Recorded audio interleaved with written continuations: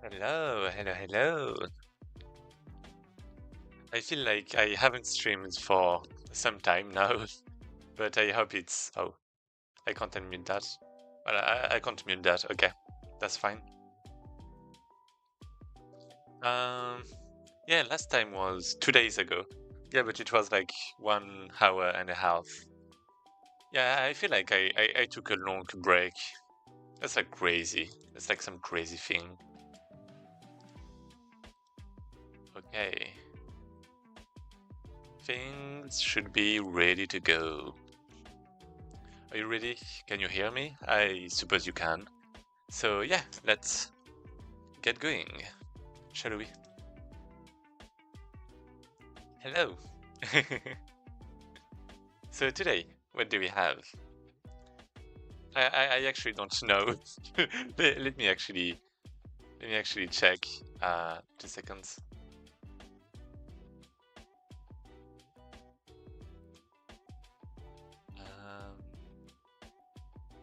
Yep. Ah. Okay. So if I go on the backlog, if I check my tasks, what did I have? I had all of this. So create dungeon concept, create dungeon layout generation. So yeah, I was creating the generation last time. So about this, we have all of that. We have the dungeon blueprint. What is that? Wait. Yeah, I guess I inherit from that, right?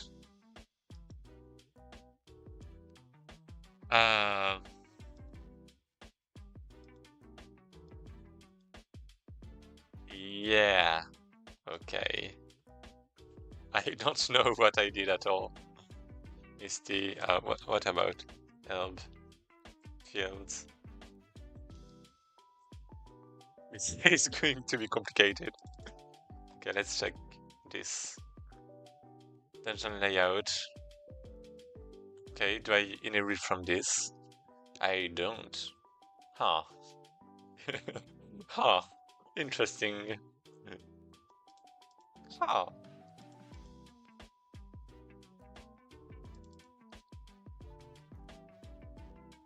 Wait, what? I really should make some document about this because I feel like every time I look at it, it's like my brain got reset and I don't know at all what's going on. So I guess Dungeon Blueprints is actually what is getting extended, right? As you can see here, which is pretty important. So we have the rooms, we have the connections, we can add a room, we can add a connection on dungeon generated, okay. You know what, let's just go to the level selection menu and click on a quest and see what it's doing. I remember though, last time I added some script here, a start quest. So I am loading the dungeon blueprint. Oh, right. Okay. Boom. Here we go. And yeah, here.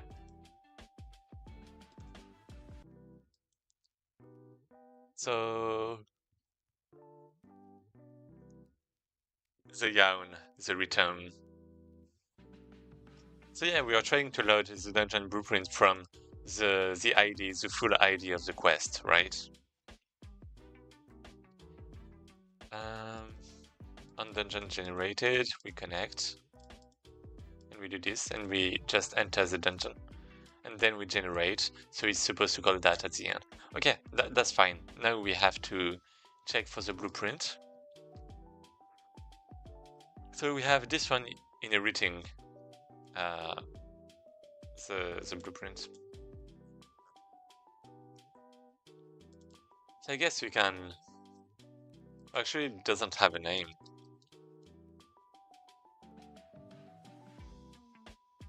Blueprint, something like that. I feel like things might be I mean, ideally I should register that somewhere, but maybe that's fine. Let's get to the here. Let's get here, and let's maybe just return that.new, something like this.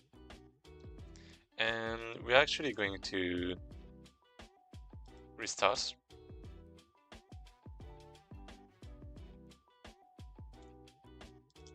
And we have Missy Help Fields, quest 1.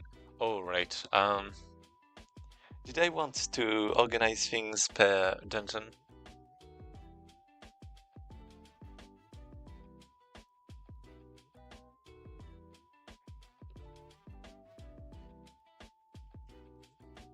I don't remember. But let's just put a if. If I can't copy that. I guess I can do this though. If blueprint oh wait, that's supposed to be a string name, even. Yeah. So let's put the string name. And if this is equal to that, then we return the plain. Wait a second. Wait, that's a quest, right?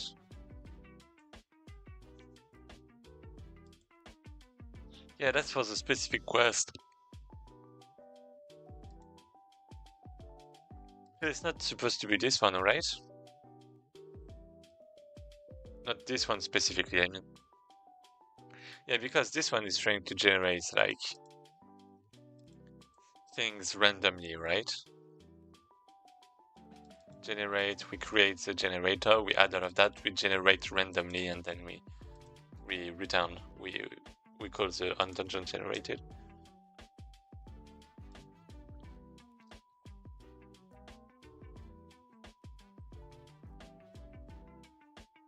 So yeah, this is it. Scripts, plain dungeon blueprint. Yeah, maybe I should like put quest 1 here, blueprint. Something like that.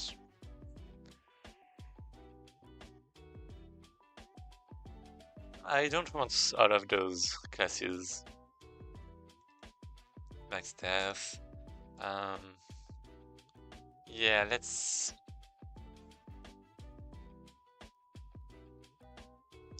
have something constant. Register start room.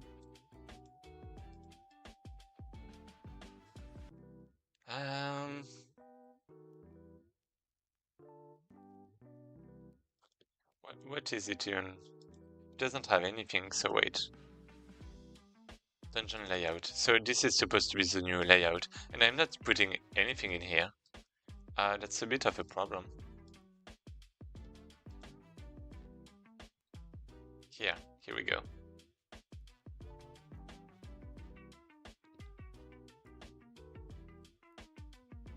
Okay. So yeah, we have a lot of work to do over here. We have the layout, and the goal is, for the first quest, we don't want anything random, because it's going to be plot oriented, and we want specific things to happen. So we are going to remove the generator. And we are going to create the layout ourselves, probably. So we have rooms. Rooms have connections, but they're not. Okay, that's fine. And we have the start room. This one is important. So we have the start room, which is equal to something, and then we have all of the other rooms. So rooms dot something. And yeah, we should probably bind that. So like, let's create a function connect rooms, maybe. And it's going to take a room A and a room B. and well, maybe a from and a to. And it's going to, I feel like I already made this function though.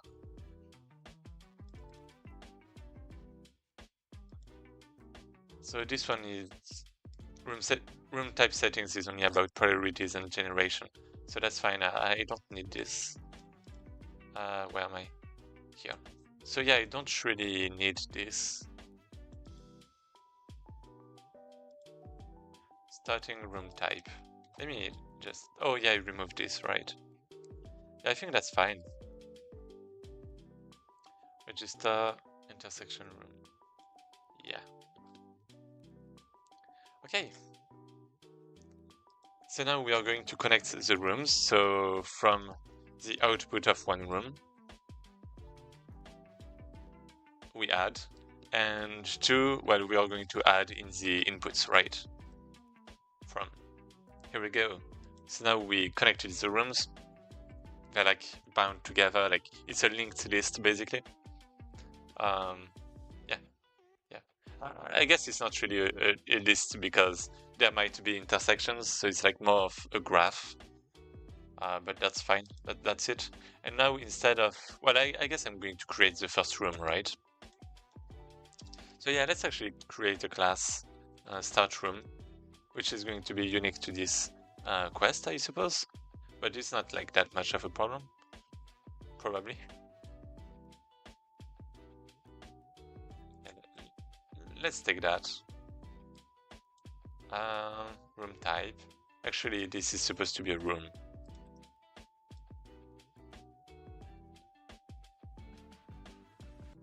Let me enter start room. So yeah, I guess I'm supposed to extend rooms, right? And I'm not doing that for now. Okay, yeah, okay, that's fine.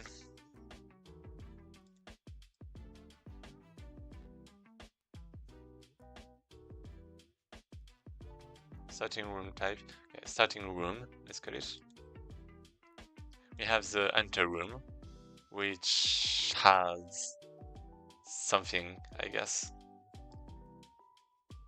by default. Let's just replace that. And by default, it's just going to be some scene that we have to put.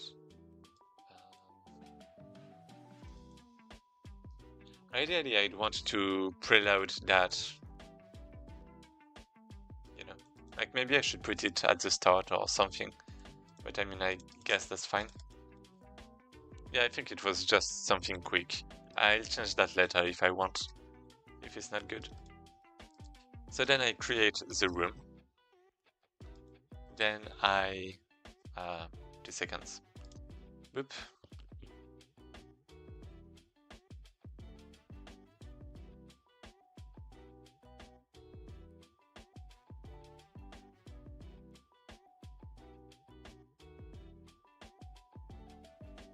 Okay, I'm back. Here we go.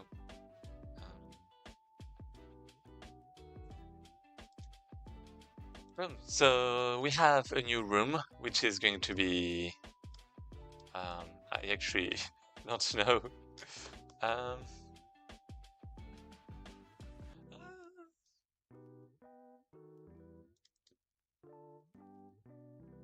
Q,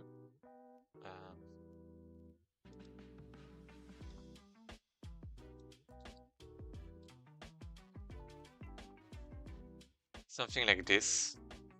And the new room, so this is going to be, I actually had some document saying what it was supposed to be. So let me just check back on that.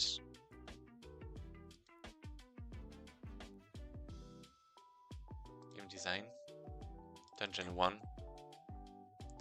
Okay, and we have rooms, I think.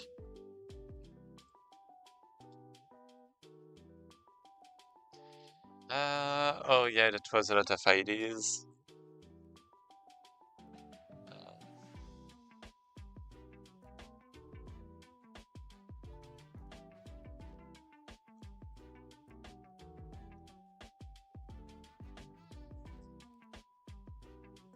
Yeah, maybe I should. Yeah, maybe I haven't written it actually. Let me just find back what I was searching for. Um,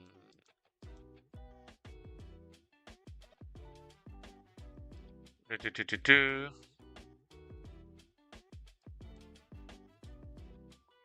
You randomly encounter.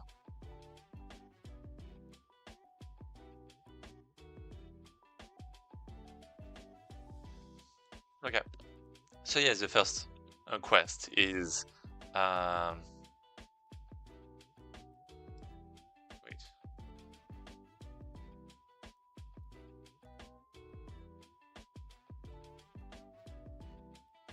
Okay, quest 2.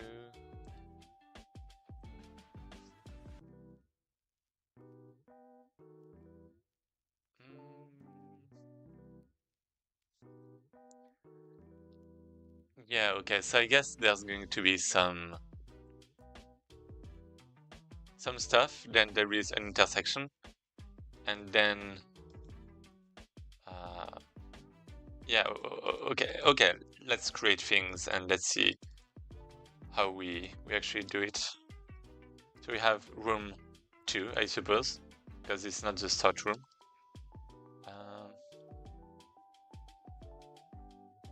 I guess ideally that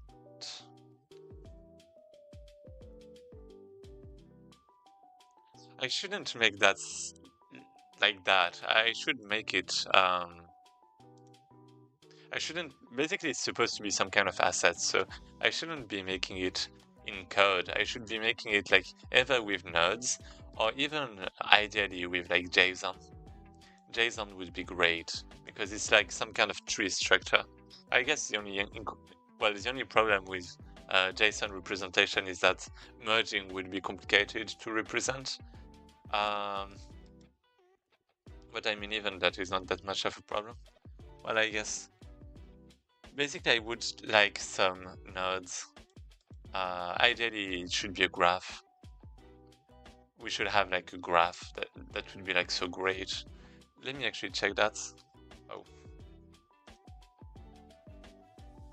So Godot graph, well, custom graph, let's say, because I'm sure we have something like that. I hope we do. Yeah, it's GraphEdit, right? Yep. So we do have this. We do have this. Save hours of no. GraphEdit and GraphNode. Yeah, let's quickly check this. I'm just going to quickly. Visual. Sorry. So GraphEdit, I create. Yeah, let me actually show you. So GraphEdit, we create the node we fill because it's a control node. Then inside we create a node, I guess, that is going to be inside the GraphEdit, or it's not. Maybe it's not. Oh, I guess when he's clicking on a button, then the node appears. That's what he's doing, probably. Then we load the node. We add it when we click, and this is it. We just add it as a child, I think. So let's have this. Yeah, this is actually something I really kind of need. Dungeon gameplay scripts. Okay, let's have. Can I create a scene? Let's call it. Yeah, what even is it? GraphEdit. This class may be changed or removed in future versions. Editor for graph-like structures. Okay. What is it going to be? Dungeon gameplay. So maybe we have like dungeon.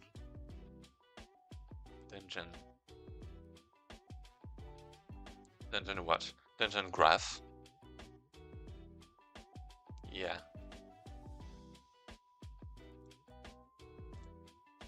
Something like this, probably. And this is going to help us generate the layout. So we have this. It doesn't. GraphEdit and GraphNode will undergo extensive refactoring. Oh no! No! That's fine. It shouldn't be that long anyways. I'm not going to do something really, really big with it. Let's just create a node. GraphNode, right?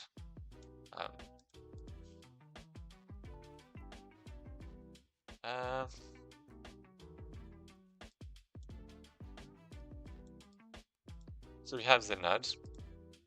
Yeah, okay, yeah, this is the same. Okay, so let's create, I guess we have scripts. Maybe I want something like a view or, you know, view.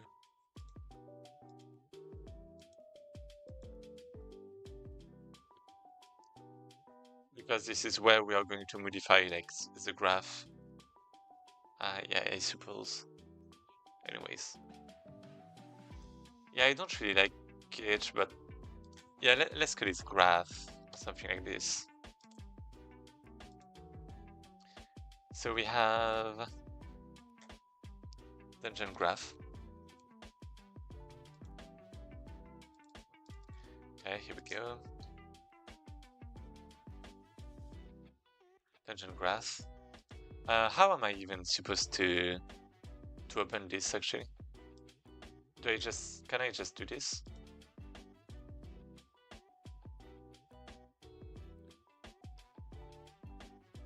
Yeah, okay. Wait, could not resolve. Oh. Okay. Oh. Quest 1. Blueprint.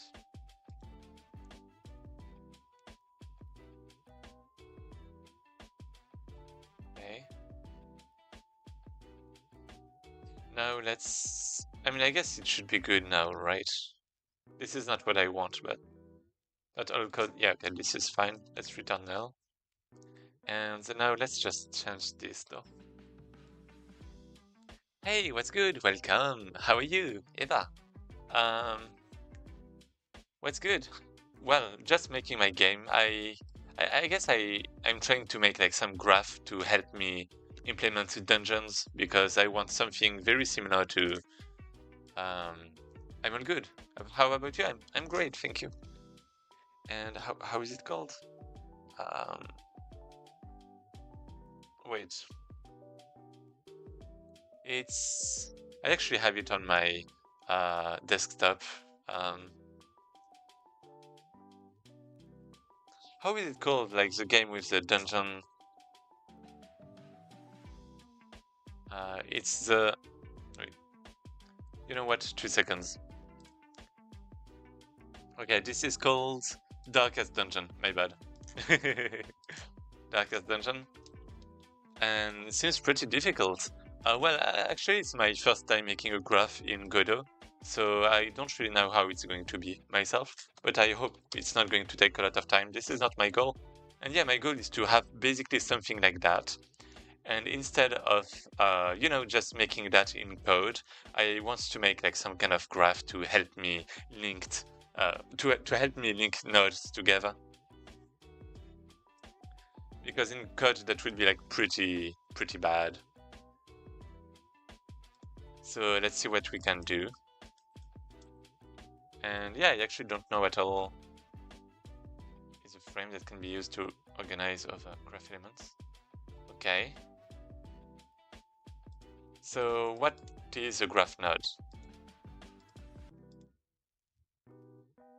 Wait, dungeon graph? Wait, it's a node. Oh my god. Okay, it's supposed to be a graph edit. And now let's add it here. Do you do some game dev too, or are you working on coding for something? Yeah, I'm trying to make a game. Are you a gamer developer? Yeah. Well, I'm a game dev. I guess this is not my, you know, my job, my full-time job. But I can show you if you want quickly some of the things I did with my friends. If I run here, actually, it's going to kind of break. Let me show you maybe tutorial 3. And yeah, basically it's some kind of roguelike deck builder. It's looking like this. So at the start you can put your characters. and then you have like cards that you can use. You know, you have like 10 points in total, and like your cards cost like from 2 to 3 right now. So I mean, you can put some shields, deal some damages, and done. And yeah, and basically the thing with this roguelike deck builder is that your characters can attack too. And like you decide if they attack, like what character attacks and kind of when and all of that, right? So book, for example, like this, but let's boost our character, like +2 attack, for example. Poof, now it's 4. Let's increase that even more. Now it's 6. You know, that kind of stuff.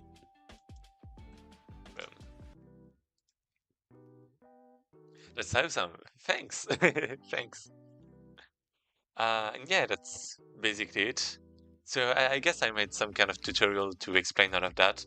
You know, you have like your deck too. I guess you don't have a lot of cards, so that's kind of a problem. But basically, when your deck is empty, you draw from your discard pile, and you can like draw additional cards with a cost of points. You know, like now it costs 3 to draw. And I have 4, so that kind of stuff. But yeah, this is basically some console to tell me what happened. I don't know what's going to happen to it in the future, if like players are going to be able to see it or not, but that's here for now. And yeah. So yeah, the graph, I actually don't know how to use this at all. Like, even if this is working, I mean, I don't know how to run it in the first place like that. I guess like that. I can move the graph. Or I can zoom and oh, okay. That's great. Can I create... Okay, what I want to know is whether I can create connections easily. So let's get a reference to our node, our graph node.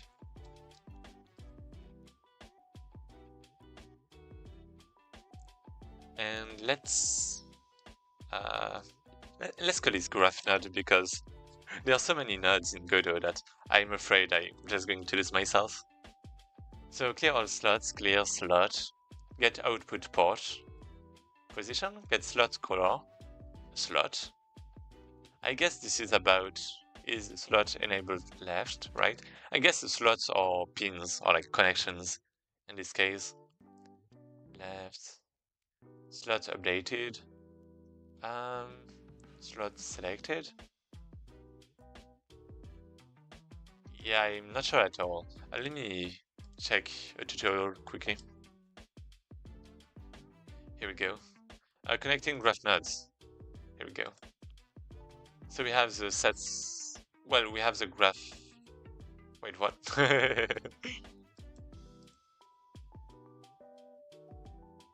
Control close.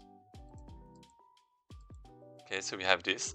Okay, so okay, now he has like pins. Left enabled and right enabled. Oh, so that's how it is. I get it. Wait, I don't. It's not.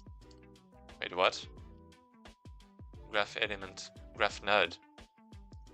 Title. Wait, there's no graph node slot overlay.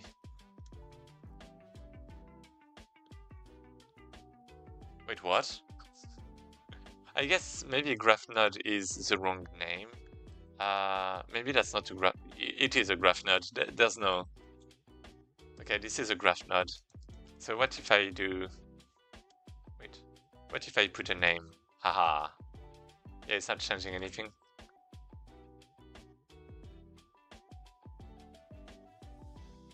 What about connections? Okay. Connection lines. So that's the UI for like connections.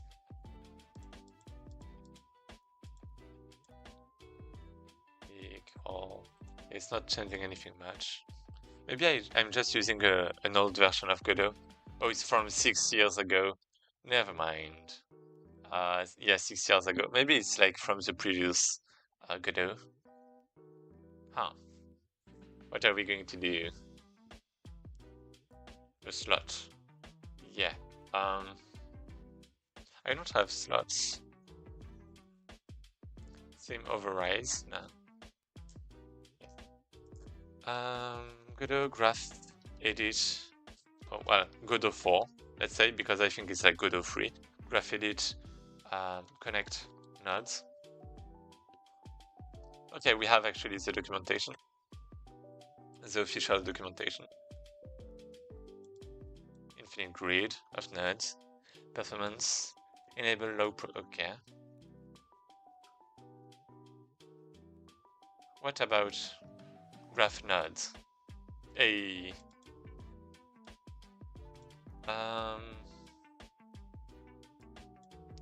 GraphNode is derived from container. Okay.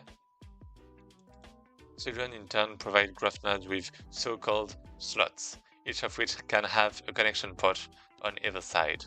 Each GraphNode slot is defined by its index and can provide the node. Slots can be configured in the inspector doc once you add at least one child control. Oh. So properties are grouped by each slot's index in the slot section. Okay, so I guess I have to add like a child.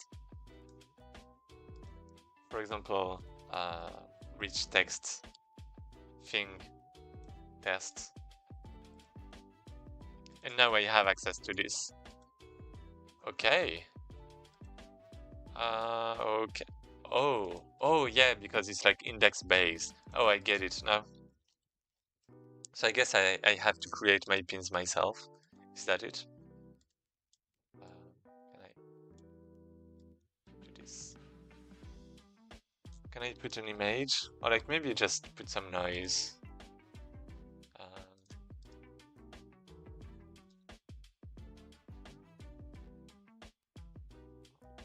Like I guess I can just keep this and put some minimum size. 5, something like this. Okay, I have this. Now we have slots, which is nice. Left color slot. I mean, right icon.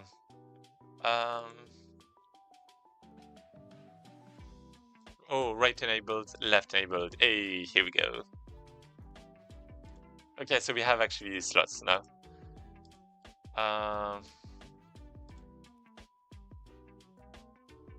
Can I? Yeah, so I guess it corresponds to like an item. So if I have 2 items, then now it's 2 slots. And I guess, okay, I think I get how it's working. So this is basically, let's actually just put text. This is going to be from. I guess I want multiple pins potentially.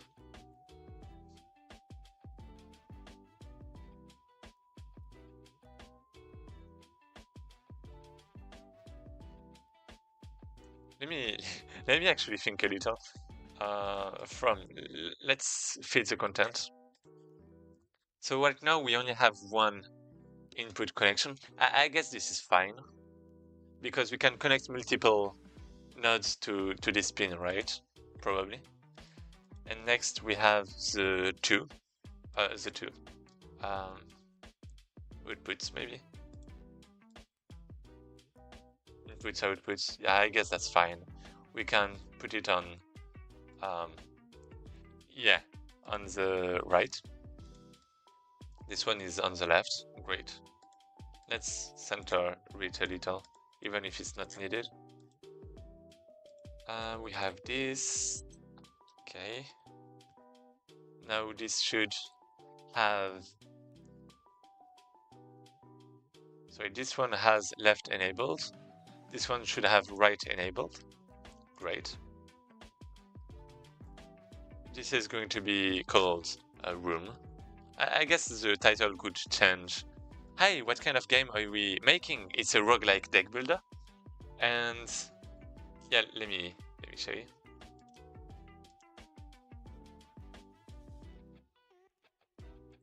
Looks like this.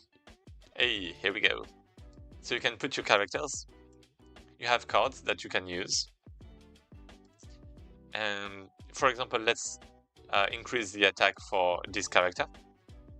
So right now it's 3, right? Now it's going to go to 5. And then you can actually attack with your characters. And you have basically also a concept of range. So for example, this character can attack the 2 first enemies, like if there are multiple enemies. But these little slimes can only attack the first one. So this slime can only attack this character. So then you can, well, think about some tactics where, for example, well, you put your shields to the first character because you know it's not going to attack the ones that are behind or that kind of stuff. Damages that you can also draw if you like use points. Yeah, and basically that's it. For now, for the actual battle, I still have to expand on the gameplay a bit more, but you know that's the beginning. And right now I'm trying to generate some dungeon similar to Darkest Dungeon.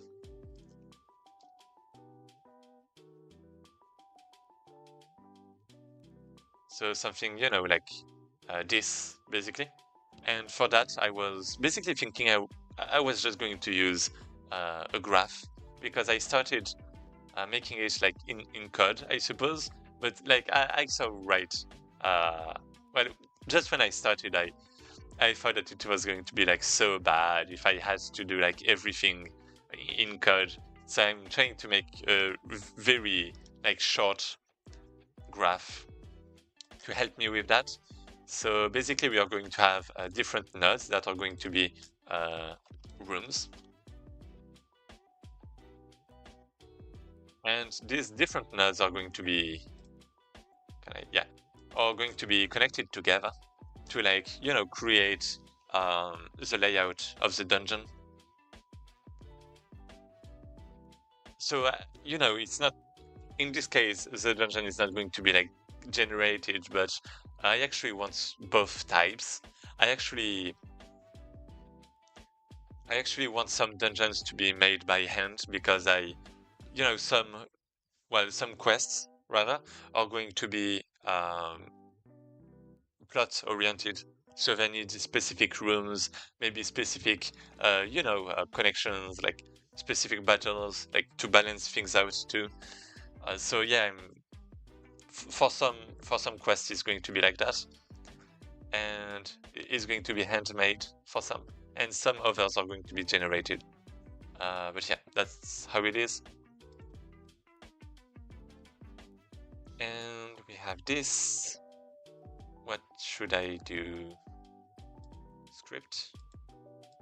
I guess this is a room. Can I actually save a graph? Godot save graph edit. I guess it's more like an export, right?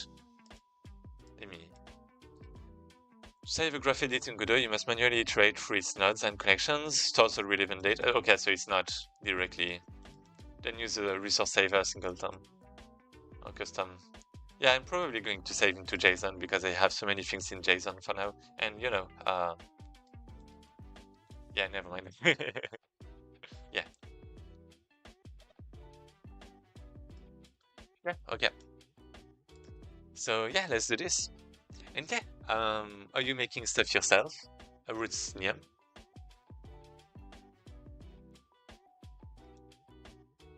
Like making a game, like, are you a game dev too? Are you programming stuff? Are you, you know, drawing things?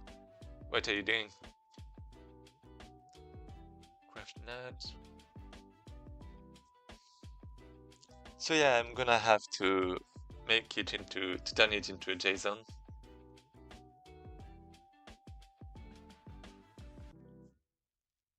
Not right now. I'm a web dev. Oh, a web dev. I'm really bad at web dev, actually.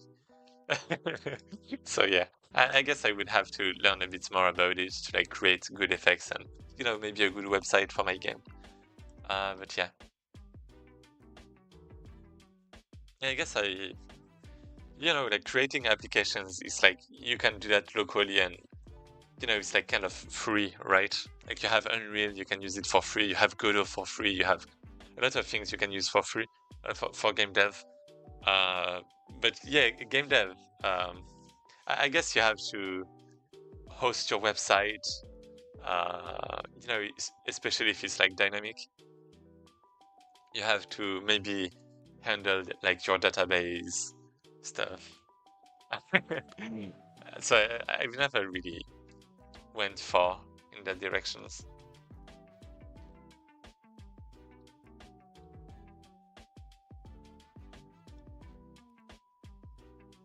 So yeah, I guess I'm actually going to have to make a lot more than I thought.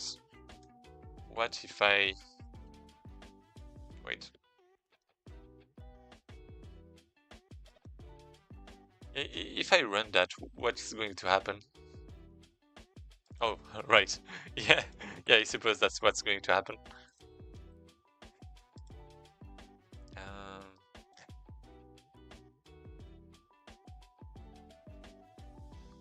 so yeah, I can move nodes. Can I create? No, there's nothing happening when I right click, for example.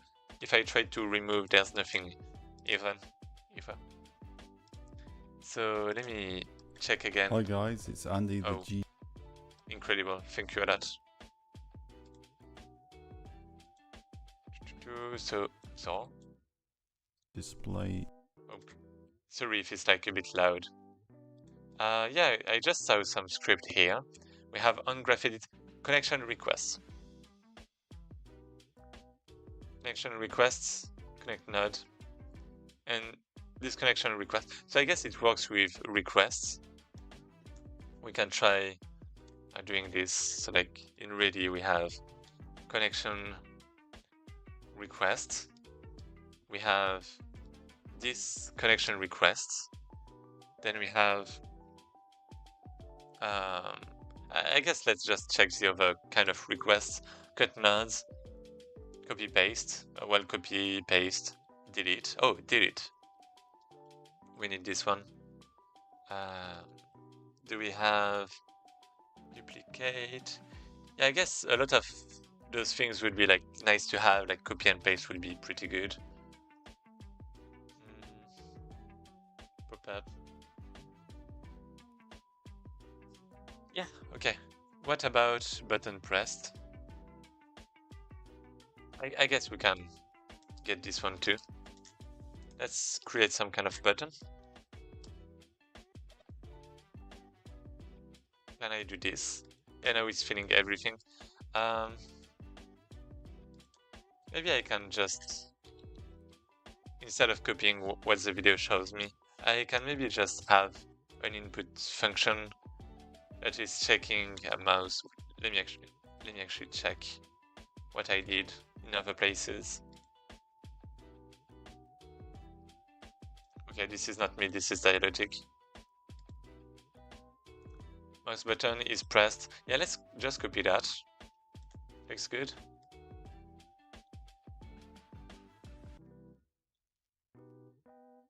Can remove this. So if the left button is pressed here,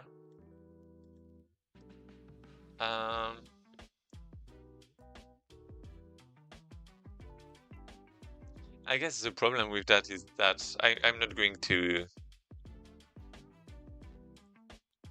Yeah, I'm actually not sure about this, because if I click on a node, what is it going to do?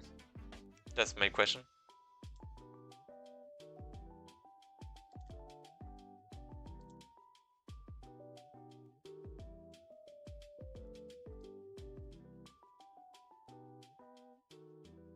Let's put it here. Room node.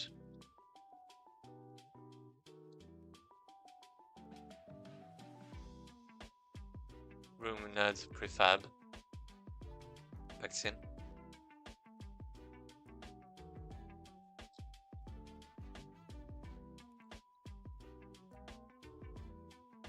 go. Now I can just instantiate. We have the new room.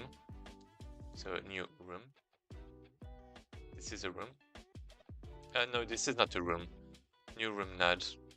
And this is a graph node. Wait, what? What was that? Room node. Yeah, room node. Right. I guess. Yeah, I don't actually have. Yeah, this is a graph node. It actually doesn't have like a script. So we have this. We are just going to add it as a child. And maybe set the position to the current mouse position. So for that, not dot offset, like this dot offset plus equal initial position. Wait.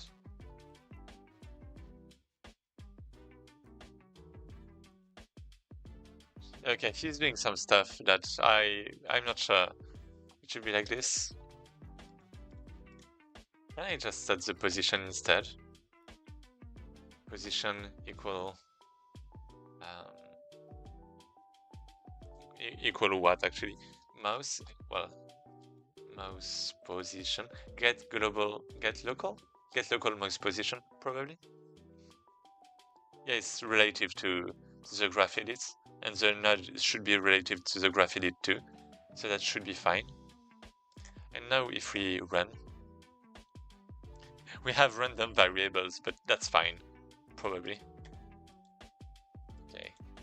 Okay, no way. Okay, I can't even move. Wait, I can actually.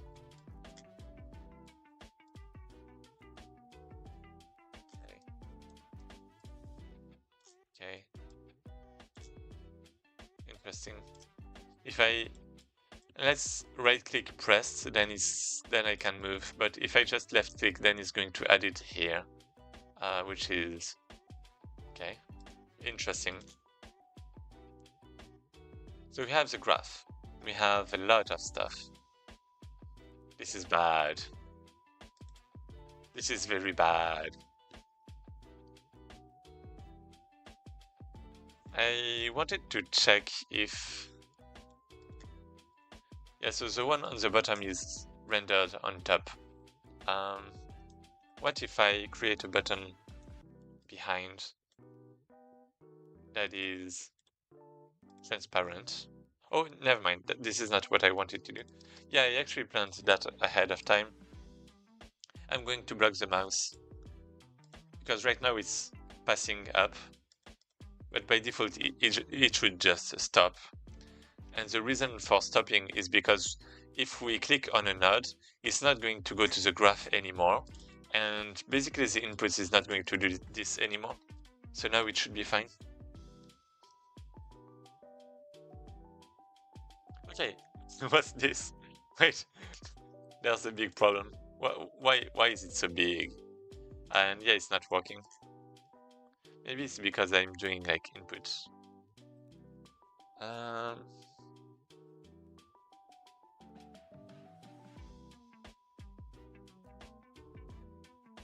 Never mind.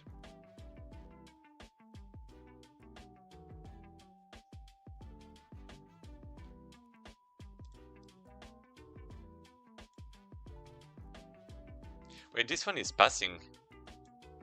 Okay, I just stopped it. Yeah, let me check again. Stop. Stop, yeah, okay. Should be good. Okay, let's click. Okay, it's not working. I have to right click for some reason.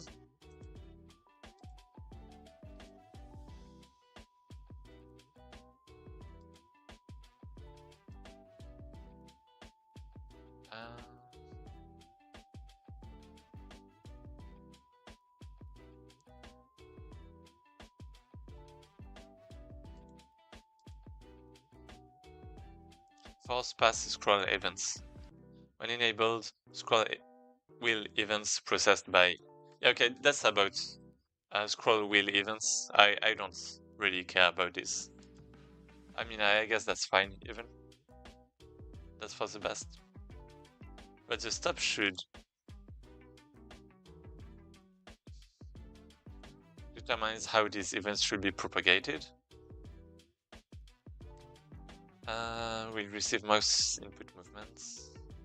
Okay. And mouse button if clicked on through GUI input. Controller will also receive the mouse entered and mouse exited signals. Oh, so I guess this is GUI input actually. Yeah, I guess this is GUI input. This is not input. Yeah, so maybe now it's going to be better.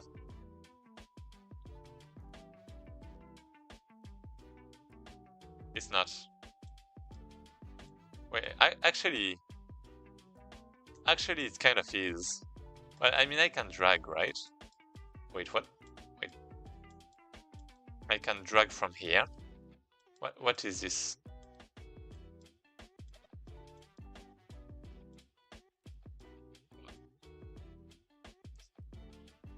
What? Room node. Let's check that. Yeah, I think this is because it should be something like this, for example. I'm not sure. Let's try again.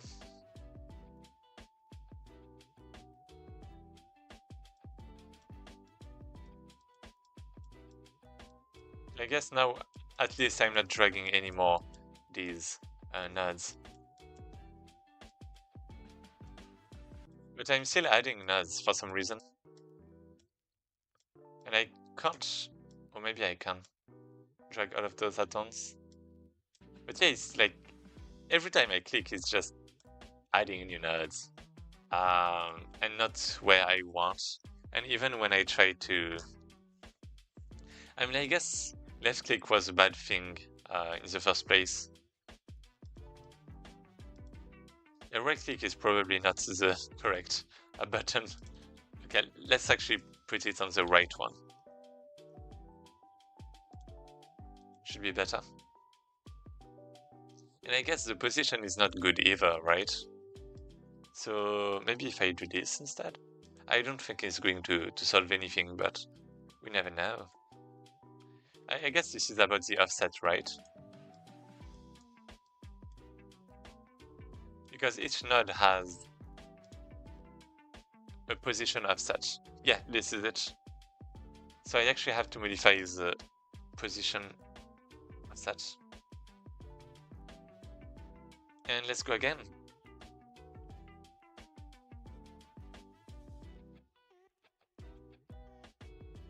Okay, now this is good. Now it's getting created where I want it to be created. And what if I try to drag this? Oh, I can actually. It actually works. But I mean, it's not connecting because I have to bind those together. So let's do that. Dot connect. Connect. Well, on delete node request. On disconnection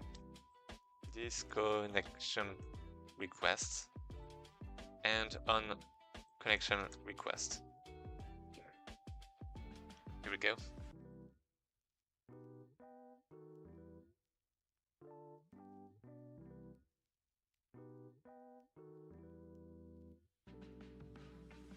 We create the functions. I always prefer binding directly in code, so that then, you know, I can like search with like Control F, for example, or you know, see things more easily, like what callbacks is connected.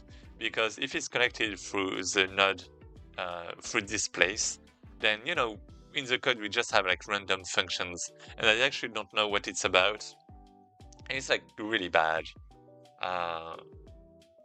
to actually see things.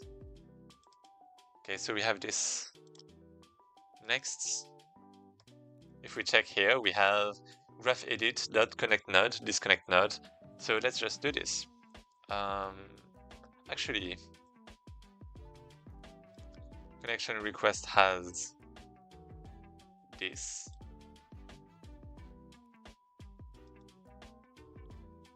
this connection request has this. And then we have on delete request node. Yes. Good. So now I'm going to connect. I'm actually not sure. Connect node. So we have from node. We have from port.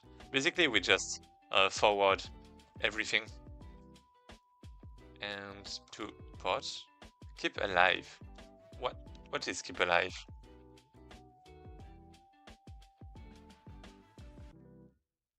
Connections with keep alive is set to false, may be deleted automatically if invalid during a redraw. Okay, I guess that's fine if we keep it false. It should still be valid. And yeah, should be good. Now we do the same for the disconnect node. And now we are just going to, for the delete not request. I guess I just wanted to queue free, but is there actually delete? Yeah, there's not, right? So instead, let's just for node in nodes, let's node.queue free. Oh, that's a string name. That's a string name. Can I get the nodes? I mean, not those ones.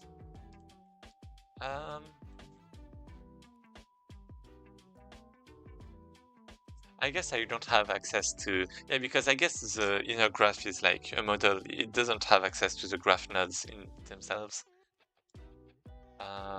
So for that, let's just get children. I get child.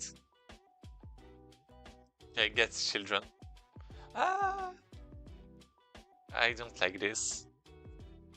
I don't like that.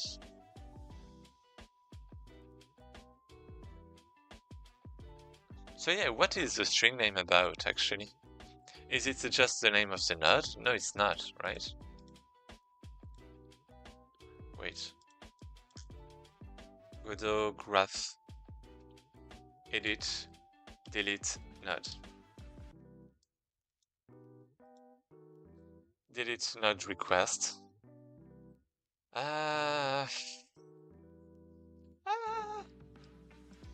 Child that's selected. Yeah, this is not really what I want.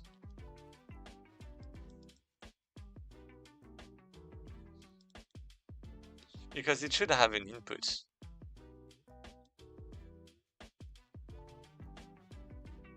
Oh. Get connection. Get connection list.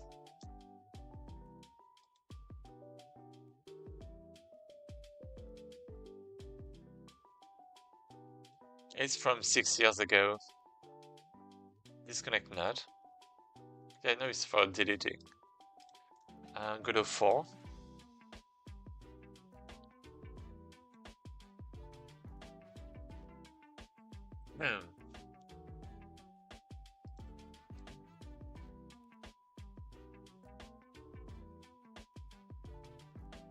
I mean, I already have those. Well, actually, I have names.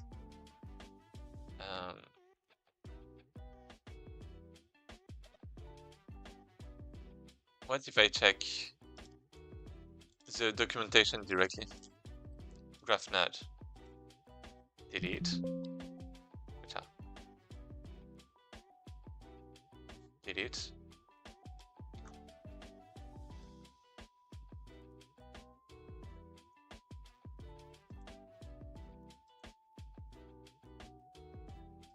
Okay. Connections.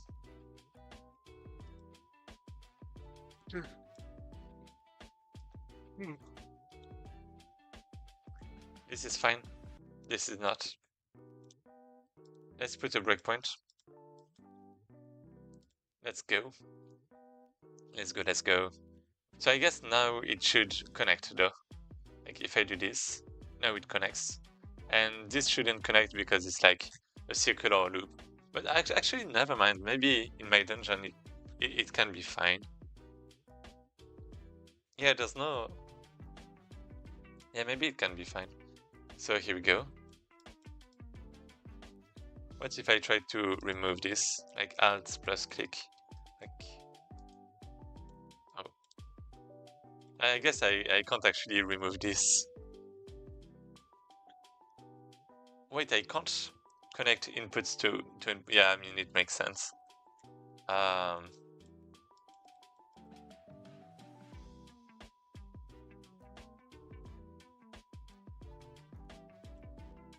What if I removed... Oh, yeah, right. GraphNode 53. Okay. What if I check members? GraphNode. Okay. So this one, wait. No. Self. What does self has?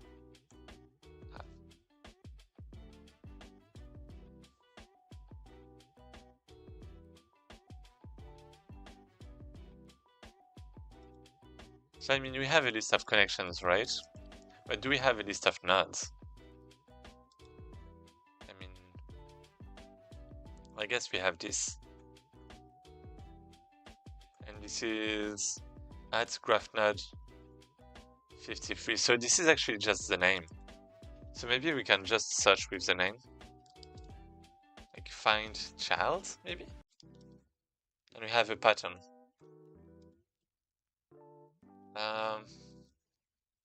I mean, we could for node in nodes. I don't really like this, but not. I guess this is a string name, right? So node name.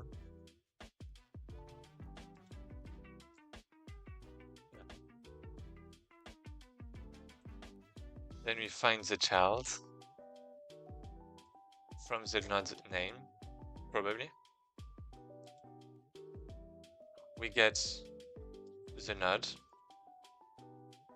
which is a graph node, and we Q3. And it should be valid, probably.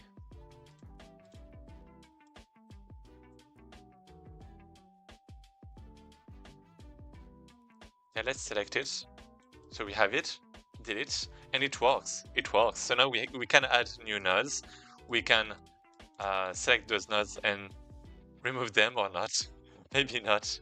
Okay, what was that? GraphNode 72. So there is actually 72. That should actually be valid.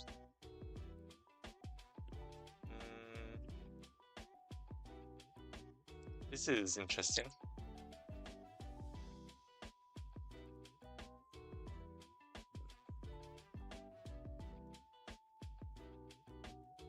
Okay, let's delete. Delete, select. Delete doesn't work.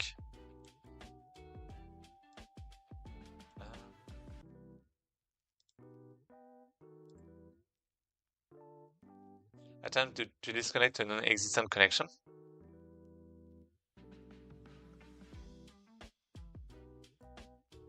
Okay, okay. Maybe I should disconnect then before free. What if I try to remove now? I have 67. At 67. I mean, it's supposed to exist, right? So I mean, there's definitely a problem with this. It should definitely find the node.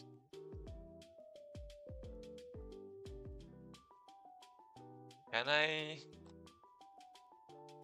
No, I can't. So yeah, this is unique. So this is a string name. I just wanted to confirm that. So yeah, this means it should be valid.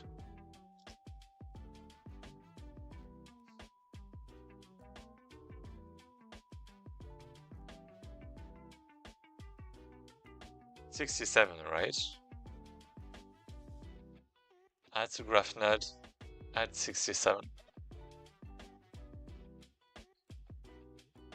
Huh.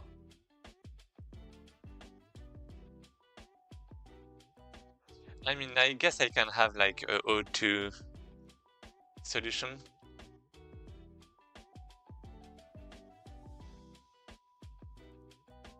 I wanna try with this. If node.name equals node name, then we queue3. And I guess we just return. We continue actually. We break. We break and go to the next one. Okay, and 67. Yeah, I wanted to check node.name. This is a string name, so yeah, this should be good. Like the comparison should be pretty fast.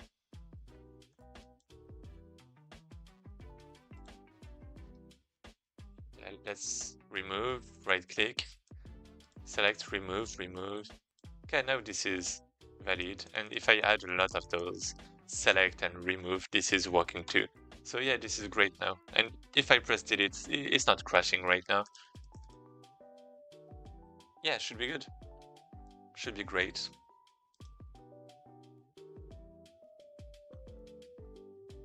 So now what if I like create two nodes and connect them? And I guess that's it. I guess I want to add some type of nodes. I guess we have the starting room. I guess, yeah, I want to add some metadata to nodes.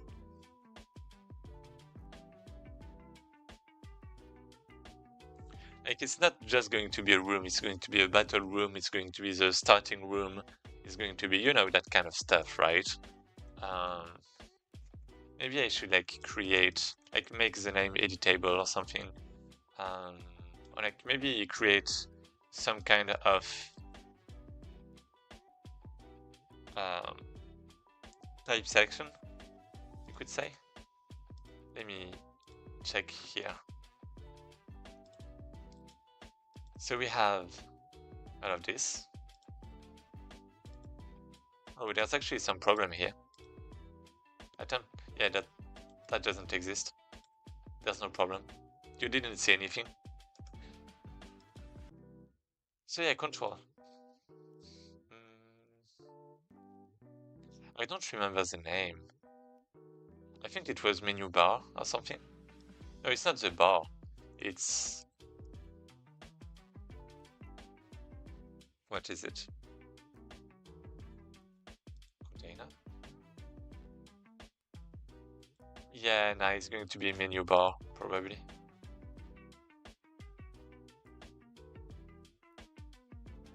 And it is not bad, either.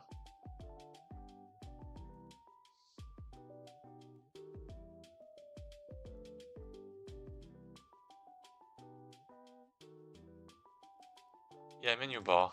Let's take menu bar. It's going to be at the top. It's going to... long wait. Wait. Wait, what? Huh. Maybe it wasn't menu bar. What was it? Wait. I guess it's supposed to be a container because it's supposed to contain things. So... maybe not. Bugs. Text edit, code edit. Oh, code edit. Dialectic, label. Panel. Now.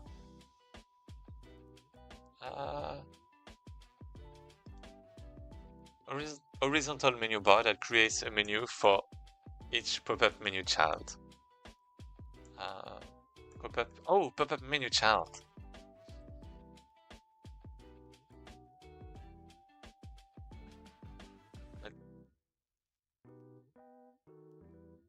Creates a menu. So pop-up menu. Something like that. Wait, what? Bar? I don't think it's supposed to. I don't think it's what I want. Wait, what was the name? When you click on something and it just opens.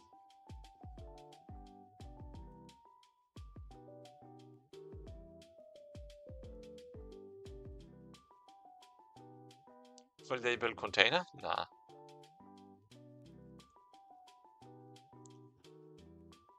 Button.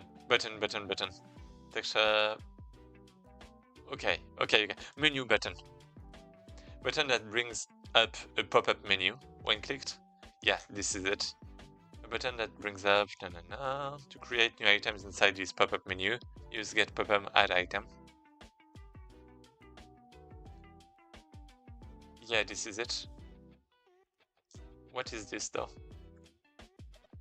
Brings up a drop-down with selectable items when pressed. The item selected becomes the current item and is displayed as the... Wait, what? Isn't that the same thing? But what's the difference? Just like in button.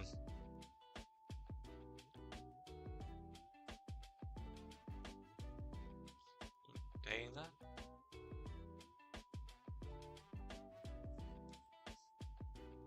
Button. Here we go. So what if I... Okay, I've never used option button. But it feels like it might be what I want. No. Flat, not flat. Switch on over. Yeah, let's actually start. And let's check what happens if I click on this. It opens something that I can select. But it doesn't replace the text, for example. But there I can actually change like A, B. Selected is going to be A by default. Let's say we have C too. Then for this one we have the text, do we? Text. Then we have A, we have B. Checkable. As checkbox, as radio button.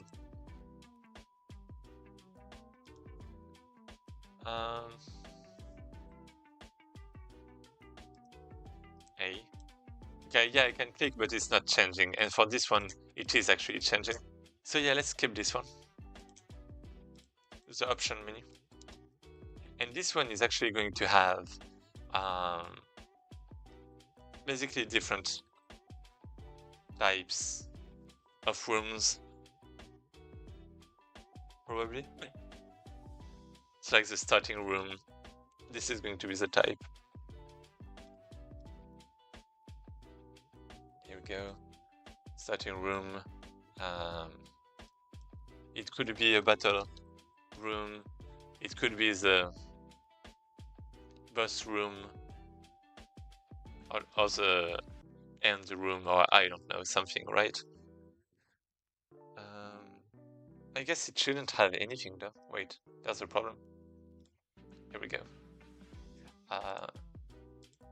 Can I expand? Yeah, something like this, maybe. Yeah, since this is like ID, well, since this is connected to IDs, then it's just kind of weird.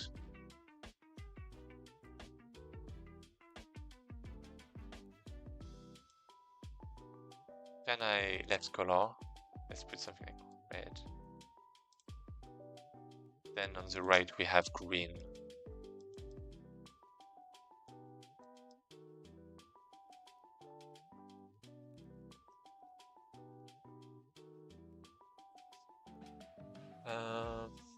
Maybe instead I actually want a label. Maybe I want a label. That way I would be free to do like whatever, to write whatever I want. But I'm not sure.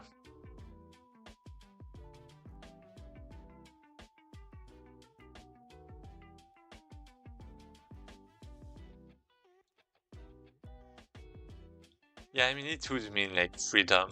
Maybe I want freedom. But in any case, I'm going to have to save this, right? At one point.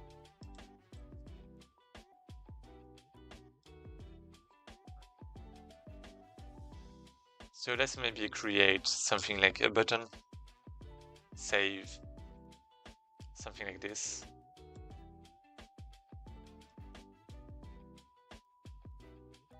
Save current. I guess I want a save and a load.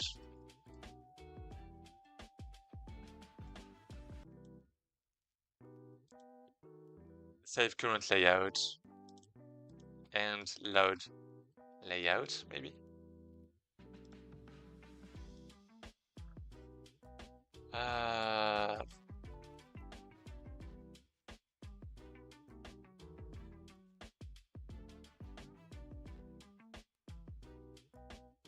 Then I guess I should have like some kind of path if I want to do that.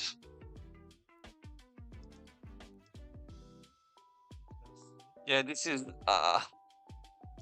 so many things.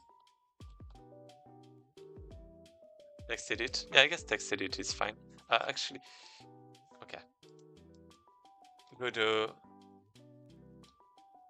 find path.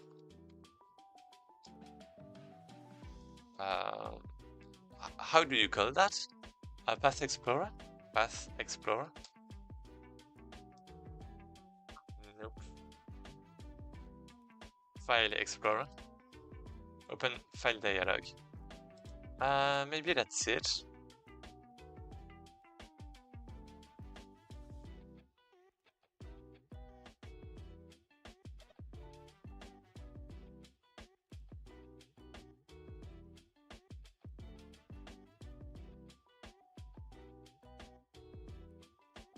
Can I, is there like an example on how to use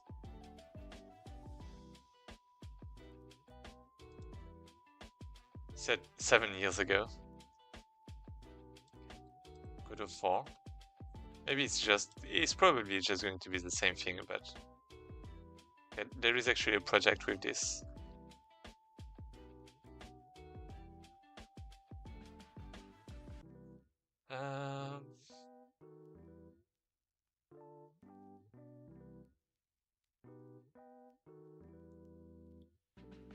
Add-ons.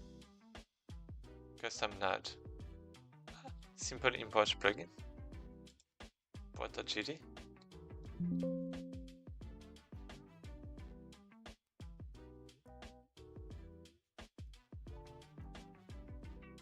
Yeah, nah. Yeah, nah.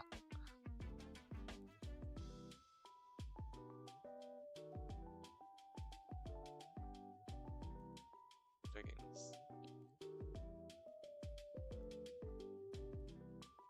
Oh, yeah.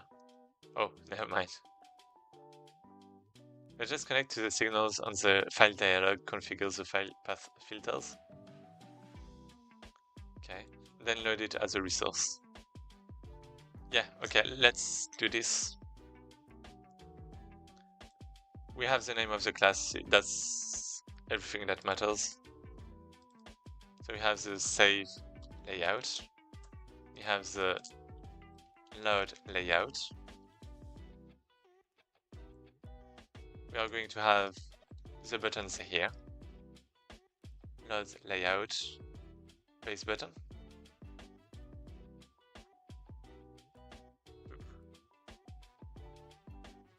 We have the save layout.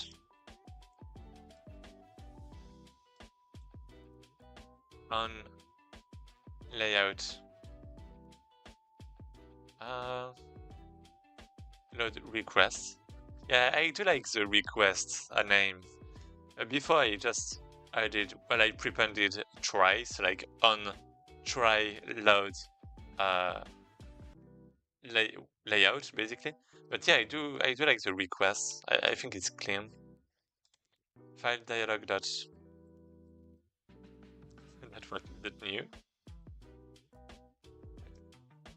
dialog equals this.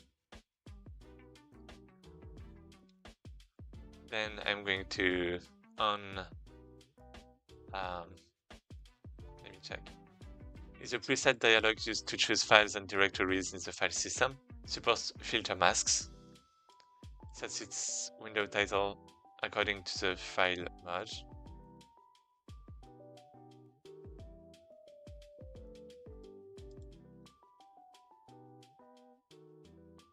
What? Current directory. That I can set that. Show hidden files. Root subfolder.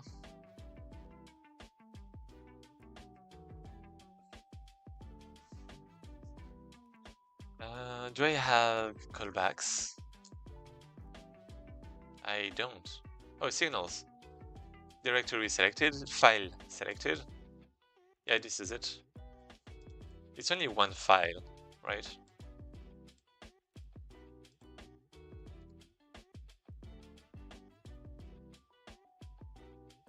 Oh, I can't connect.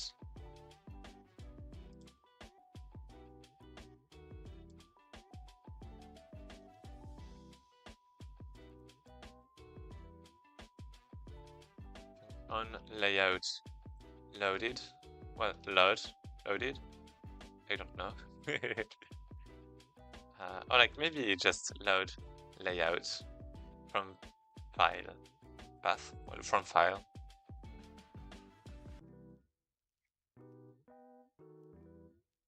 So then we are supposed to load from this, right? And then we are going to have something very similar. Let me just check. So this is for the load. So we are going to connect to this. When we press, we connect to this. And for the save, it's going to be the same.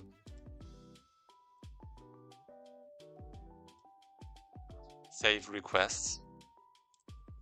We're going to open the file dialog to save layout to file. And I guess I actually don't want to... Do I? Wait. Do I actually want to create a new file?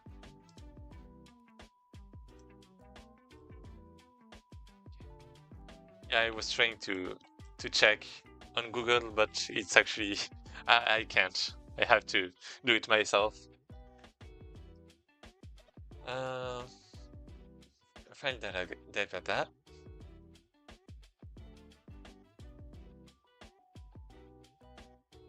Yeah, actually, let me check. Godot file dialog, create new file.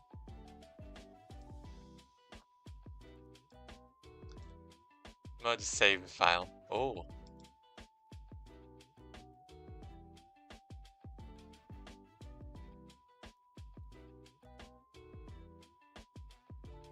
Create and write file.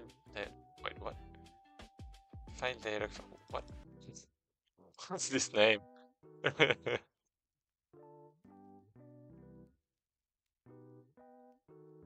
Path file access.write.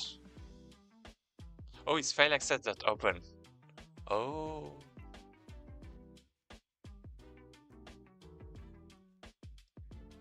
Okay, yeah, that makes more sense. Yeah, I was thinking that the new was kind of bad. So let's do this dot open. Yeah, this is actually not even file dialog, but file access dot open. Open compressed, or just open, right? So then we have a path. That's probably going to be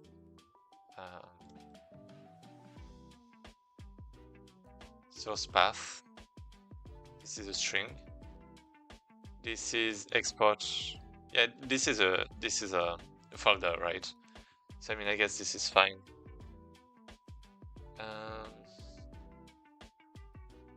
Let's assets, gameplay, tensions.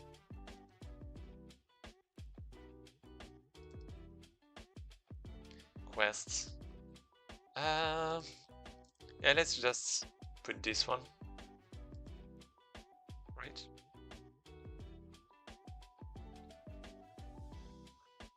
Yeah.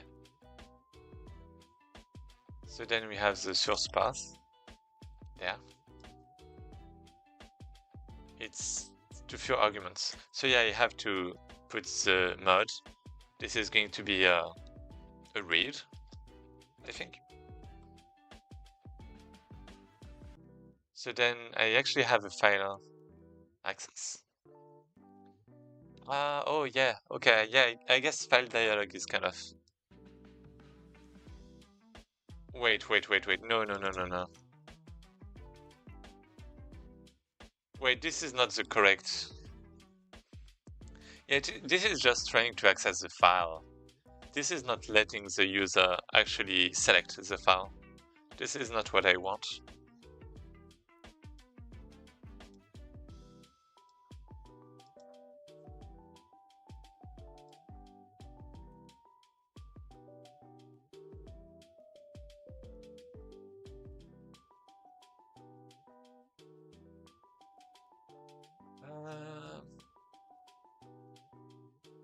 Like create folder.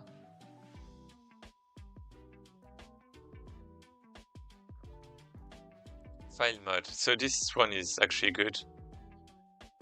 File mode, open file, save file. Yeah, save file is good.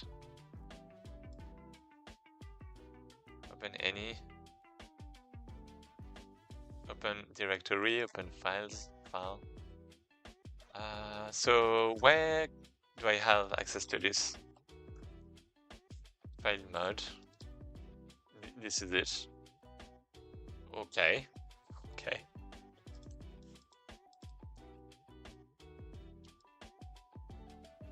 File mode equals. So load, this is open file. And this one is save file.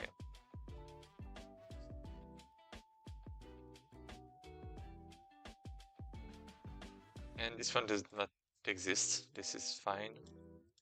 We have the load here. And this should be to a string. File selected? Yeah. I think this is file selected. Yeah. Okay, let's put some breakpoints and let's try. Let me actually change something. Current directory, current path. Wait, what's the difference? I guess path is, well, that can be a file, right?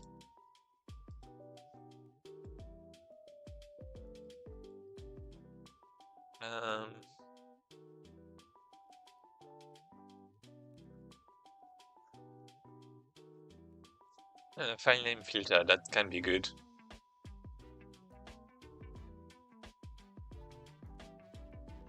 Root subfolder. This is the one I want.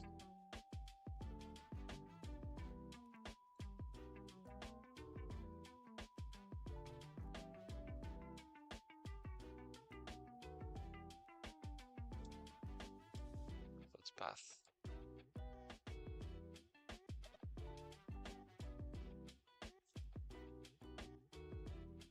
Yeah. And what did I say I wanted again? I also wanted a filter. File name filter equal, and yeah, basically I guess just something like star.json. That should be fine. Okay, I guess we can try now. Let me just... Oh, right. Wait, what? Wait, it really didn't display anything though. Oh, pressed. Oh, it's null, right. Let me assign load layout, save layout. Let's go.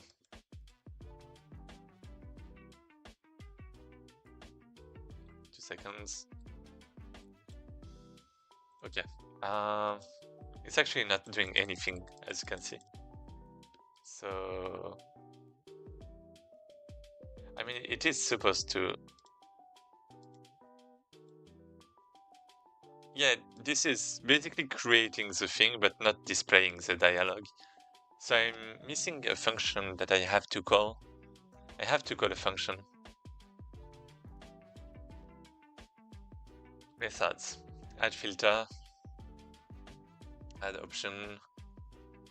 Select the line. Invalidate. Invalidate.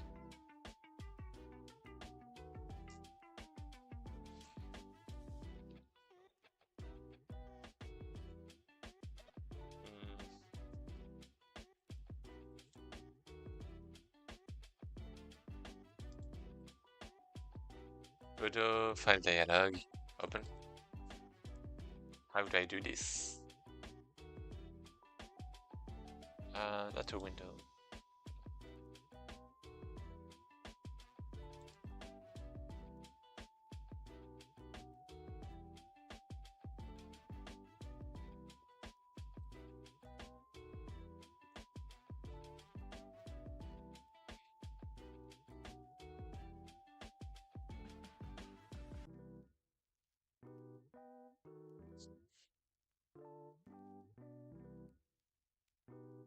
What? Godot editor, add a file dialog node as a child of your main scene. What? Wait, really? Oh, so I guess that's the child. Oh, that's crazy. That's crazy. Oh, wait. That means so many things. So yeah, that means it's... That's crazy. That's why Godot has its own file thing. Okay, so let's get the tree. I can't add child directly, so let's get the root. Let's add the child. This is going to be the file dialog. And this should be good.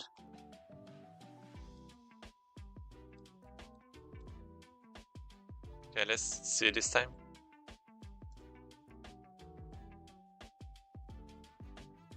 So here we go.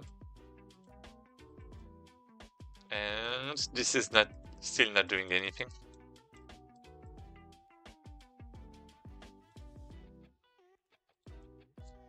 So we have file dialogues though. Oh, wait. Look at this. This is actually showing now. This is actually kind of bad because I can't move it or anything, but this is actually showing. Oh.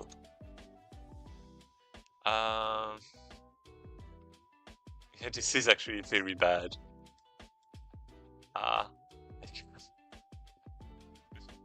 Yeah, and this is just invisible by default, as you can see. I just have to show those. Here we go.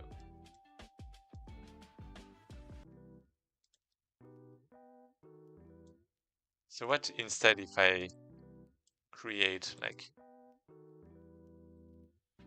what was it? Open window.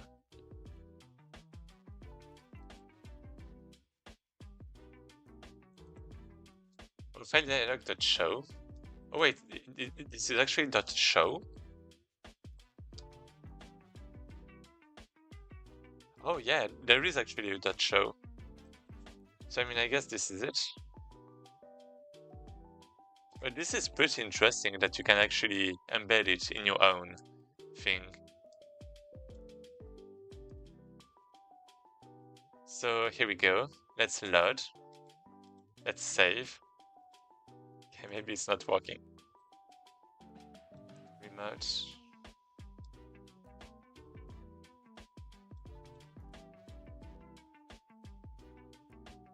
Yeah, why isn't it showing anything? I guess it still has to be added as a child or something. I forgot by even. Unsure embed some windows is off. Okay. New scene, add a file dialog node. So yeah, you have to add it. Might need to add it as a child of a control or window. Yeah, got it. Got it. So what I actually want is something like window equals window.new. Then I'm going to... I actually don't know. Maybe it just gets tree.root that add child window. I'm going to do the same with the file dialog, and I'm going to show it at the end.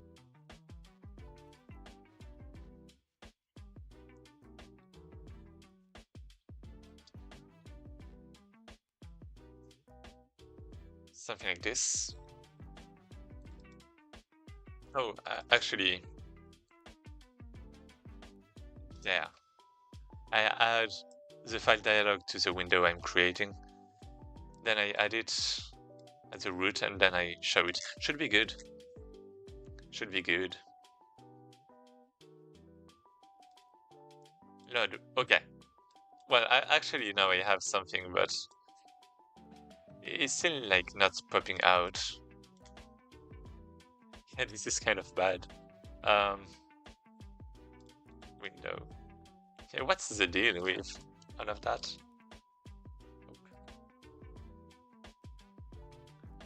So yeah, this is supposed to be like an additional window, right? What if I add file dialog in here? Yeah, so there is actually something, but for some reason it's embedded.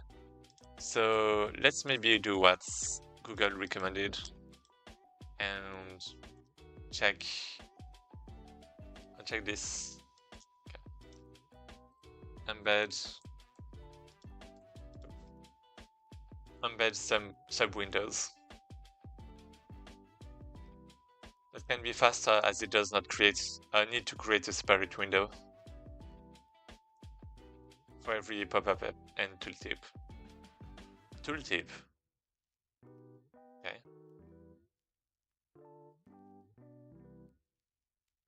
Yeah, let's do this. I hope it's supported by WebGL.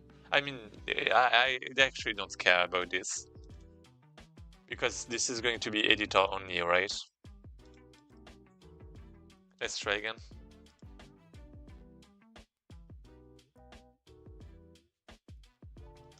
Okay, here we go. Wait.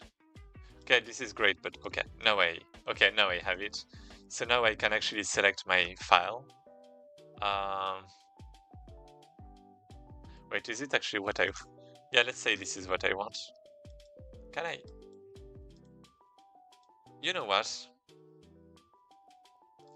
Let's put maybe some offset if I can, because I don't like creating it like, you know, behind. Borderless. Current screen. Exclusive. Initial position. Oh.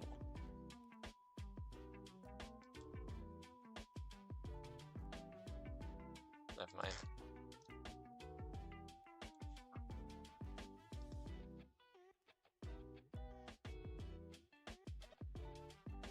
Size. Position. Yeah, position is fine, probably.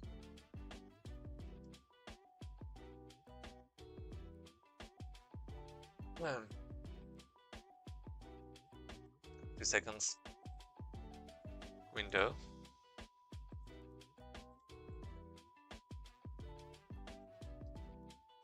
Yeah, what if I... Yeah, I actually can't set the position. Yeah, you have to get like the middle of the screen and do stuff, right?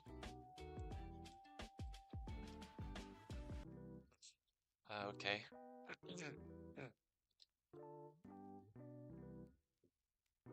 Maybe like dungeon... Well, maybe it's just like size divided by 2.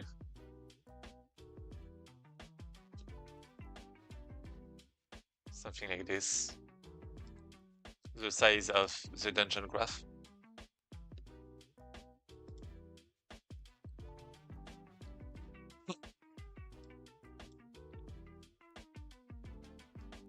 Wait, what? That's actually different. So I actually don't need a window.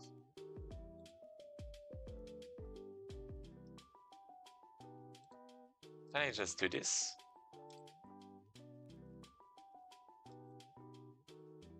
Yes. I mean, I guess I can. That's what I did earlier, right? But I guess... I mean, yeah, it's okay, it's working actually. I just need this. So... I guess... Now I'm going to set the position to like size divided by 2.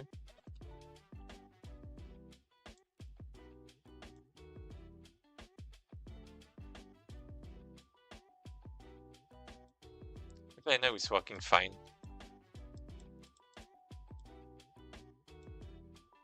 Save as file, open a file. So let's maybe save current layout, all files.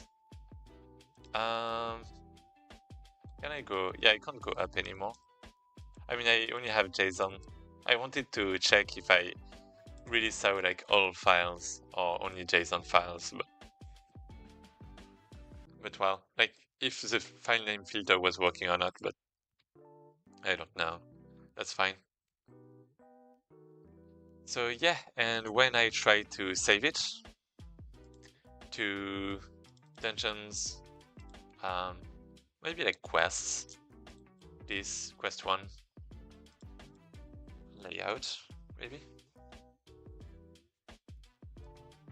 Save, and then we have this. Okay, this is great. This is great.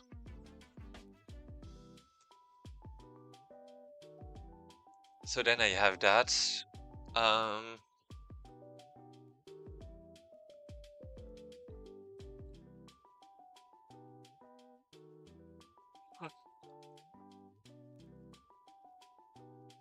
I guess I can loop through every node and every connection and save that into a JSON. And the position of the nodes too, ideally. But I guess that's like some editor data. I don't know if I should like only save the runtime data or also the editor data. Because that means that for runtime I would have like additional data and I don't really like this. But at the same time,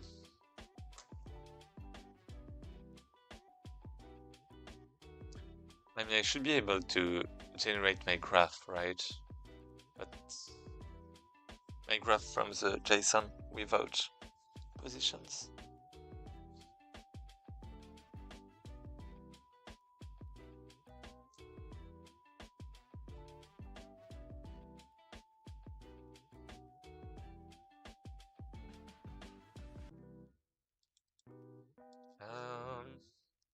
Okay, let's have rooms. It's an array of room nodes. Right. Wait. Maybe not.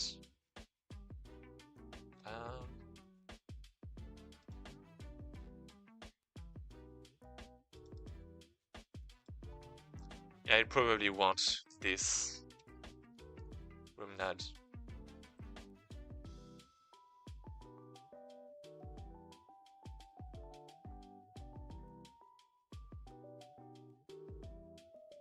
Room nodes.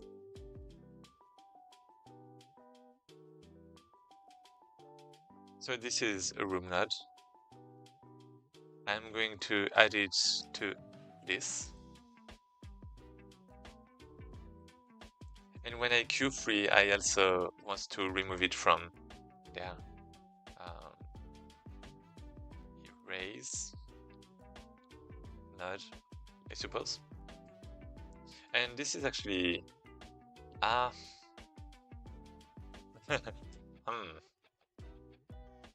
Huh.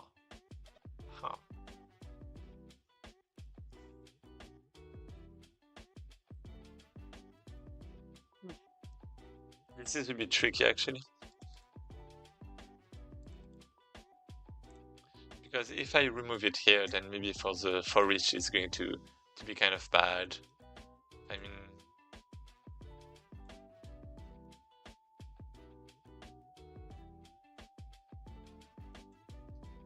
can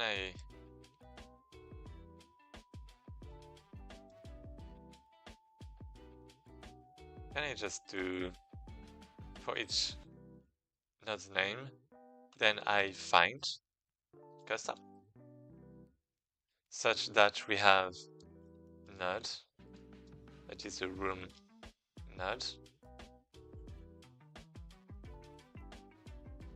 and we return node.name equal node name. If we find, then that's the ID. And now we can get it. We can q3, and then we can remove at the ID, and then we are not inside a loop of room nodes, so we can remove it safely, and we can do that multiple times, something like that. And yeah, if the ID is like -1, I think, yeah, if it's -1, then I don't do this, and I just, well, I guess it's supposed to be an error, right?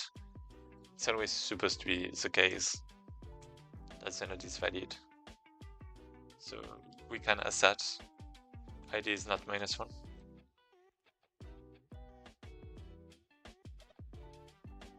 Okay.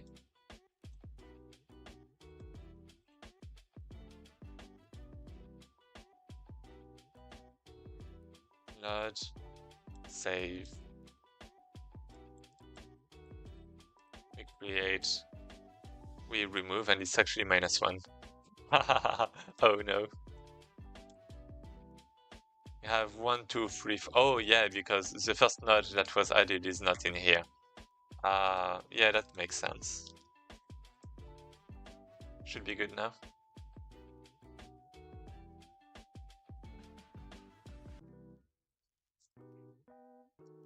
We remove, this is fine. Okay. What if I connect?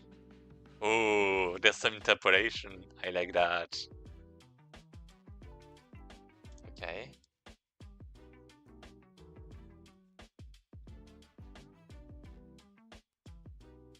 So we connect different rooms. So this is, for example, a battle room. We have an event room. We have, you know, different things. Battle events stuff. Boss room. Some stuff like that, right? Basically. Maybe the starting room is here. Battle. And yeah, this is it. Only battles. This is kind of bad. But yeah, this is it.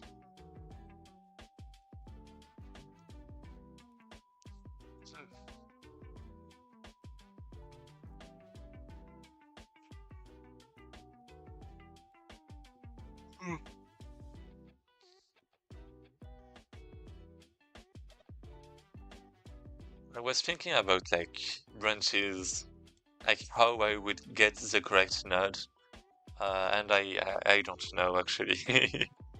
Maybe I should add multiple outputs, but wow.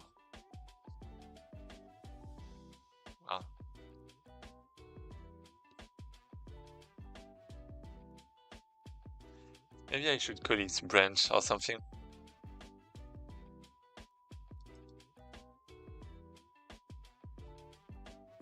Why is it like blue for a second? This is weird. Is it because it's a new window? It's like a pop-up. Anyways, so we have that. Then for each node, we try to save those. And what we are going to do is, instead of saving it in a hierarchy way, we are going to have a flat JSON with, well, listing all, maybe not connections, but all nodes, listing all nodes, and for each node their connection, or something like that. Well, actually, no, never mind. if I list each node, then there's going to be duplicates. You are going to have the same connection written multiple times. So actually, just writing connections might be... Oh, but yeah, nodes might have their own settings too, right? Maybe we're just going to do both. We're going to write connections, and then we are going to write data per node.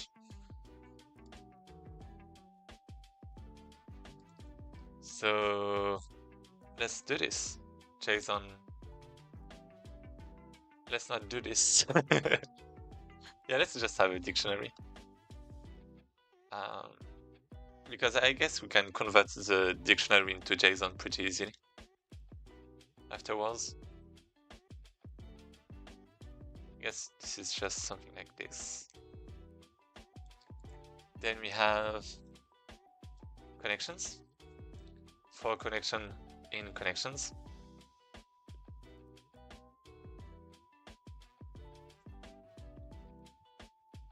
Wait.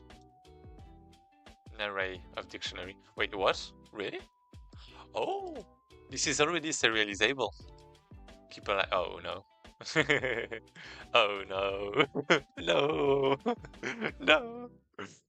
Oh, this is bad. Yeah, that's kind of a shame that it's using integers instead of string names for ports. That would be great. But yeah, the keep alive is... I don't want the keep alive.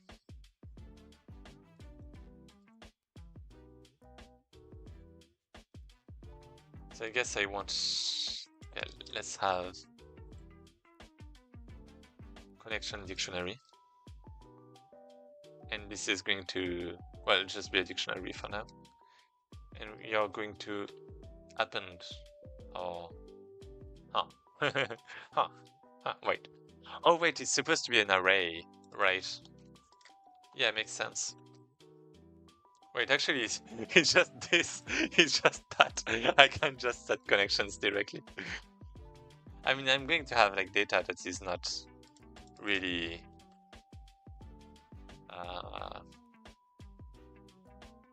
I mean, okay, let's just do that.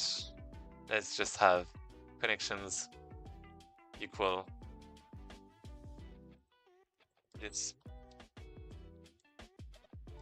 And then we are going to have nodes. And this one, though, is going to be a bit different. This one is going to have a node array of, how is it called? Room node. And for every room nodes,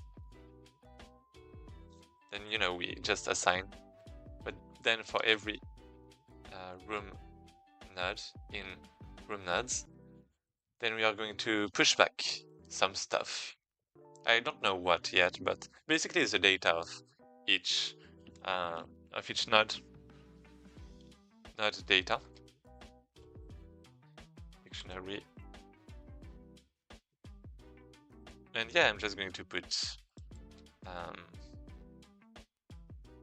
I'm going to put things like the name, or you know, that.name name node data name equal that.name. Yeah. And you know, maybe some other things, right? Like for example, what we selected, like the position. The position can be great. It's like not runtime data, but it's like good for debugging. I guess that's something we actually want to parse out. I mean, actually the position might be nice still if we want to allow for mods and for mods to have like a reference. So then I should have something like file access dot open new create.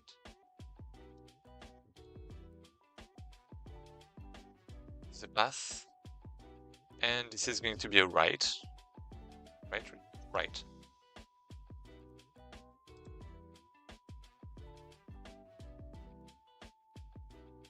Access. File access.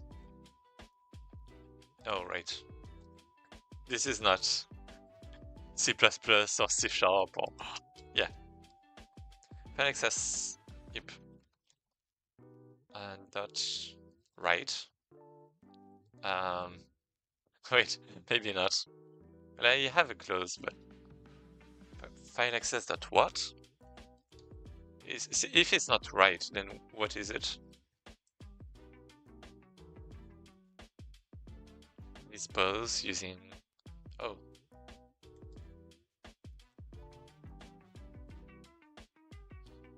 close create temp flush get is open resize seek store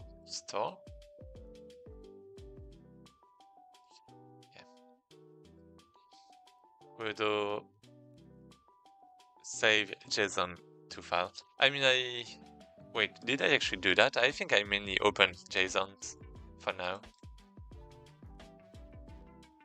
JSON.stringify annotation. Okay. Right. If it's not null, well, if it is null, then we do the things. And then we file.store string. Oh, yeah, because we had like store 32, for example. So I guess it's just a store string.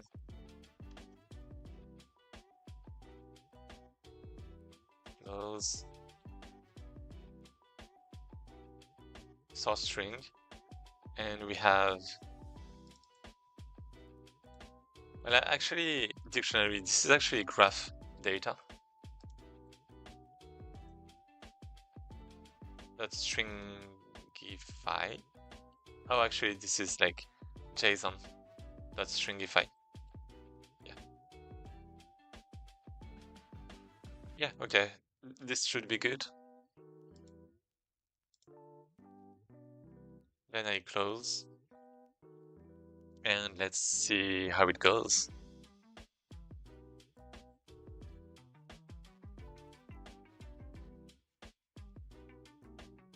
Save into quests.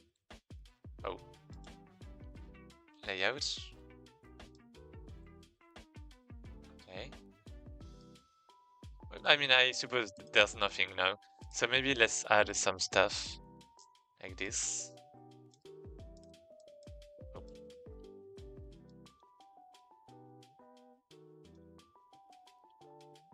Let's save into quests. This one. Yep. And we have, okay, we have it. It's just not going back to the line. This is so bad. To push back a variable of type dictionary. Oh yeah, because yeah, this is not supposed to be typed, indeed. I mean, I guess this is supposed to be an array of dictionary, actually.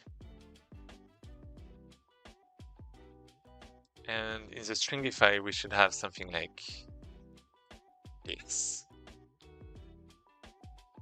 Shouldn't I just go back to the line?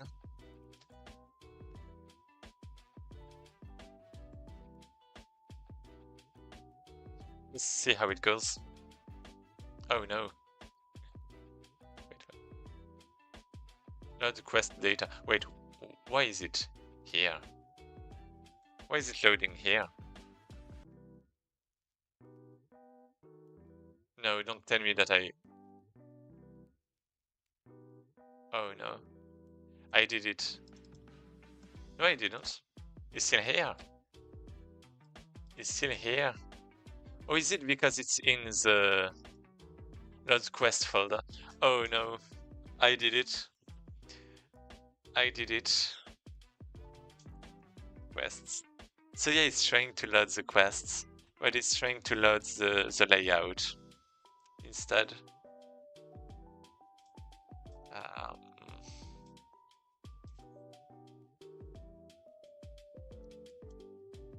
I mean, makes sense, right? Maybe I shouldn't put the quests next to the layouts. But I do want to put those next to each other. I mean, you know, those that are corresponding to the same thing. Yeah, this is kind of a problem. This is a bit problematic. But this is fine.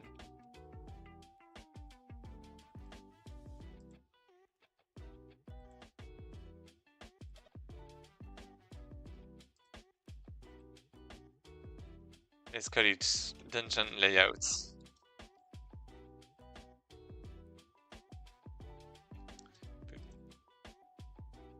And then we just put it here, and it should be good. Wait, I actually don't have anything in nodes. That's actually kind of a problem.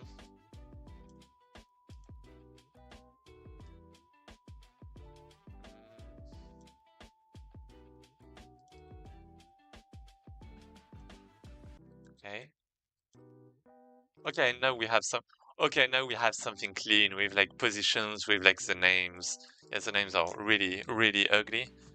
I guess that's not really the names. No, actually, I do want the names because I'm having connections using the names.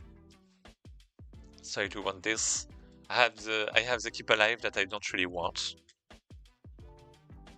but maybe that's fine. Yeah, no, that's not really. Anyways. Okay, so we have our JSON. That's good. That's good. We even have the position, which is great. So then we just have to load this. Load quest. No, that's not what I want.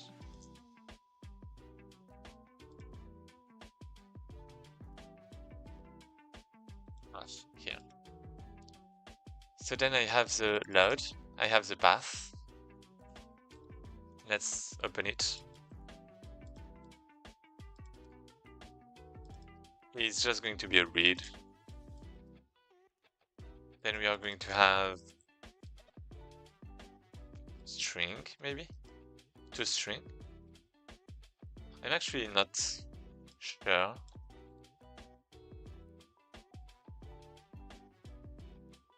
Game resource loader. Let as text. Yeah, looks good. Then we parse. I mean, I guess I can literally just use this.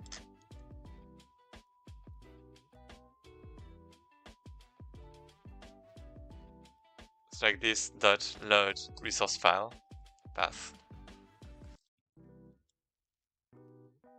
It should return a dictionary, right?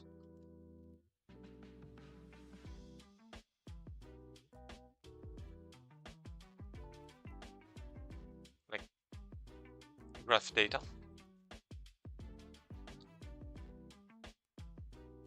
If this is null, then, you know, we just return. And if this is not null, then I guess I want to remove everything. And I guess, well, to do remove everything, well, clear current graph. And then for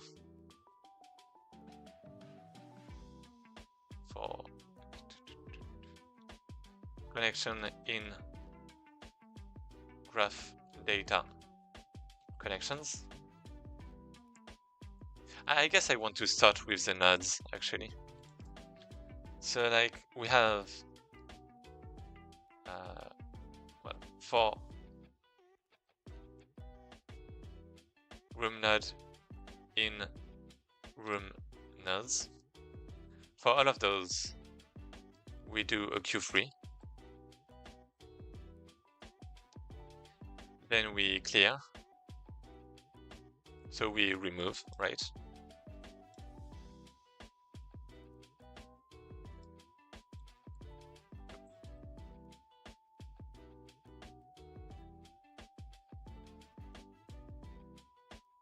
Then for every nodes or rooms. Oh, I guess it's supposed to be rooms.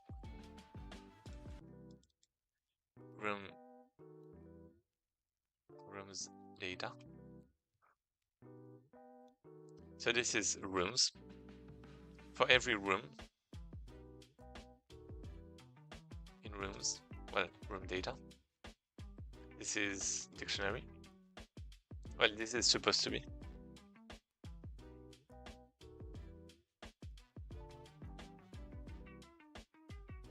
Then I create a new node. Left click. How do I do this? Here. Instantiate, add. Yeah, let's just create another function for that.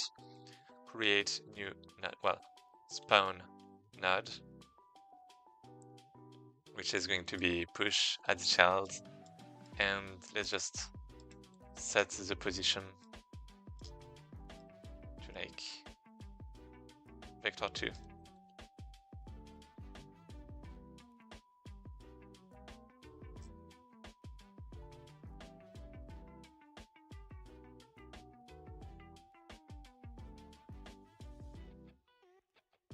Okay, here we go.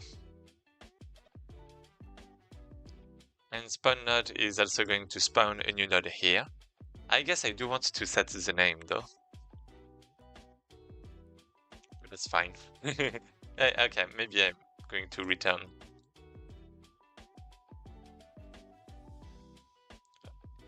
It's actually spawn room.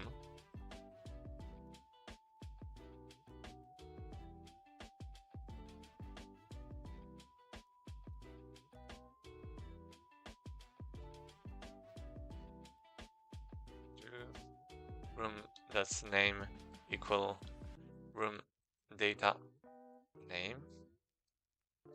I mean, yeah, maybe, you know, there's going to be a get or something, but yeah. And then for this one, we have the position. So yeah, it's not really safe what I'm doing right now, but it's fine.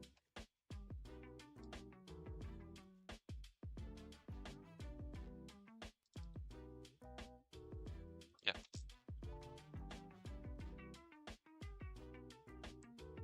Yeah, it should be fine.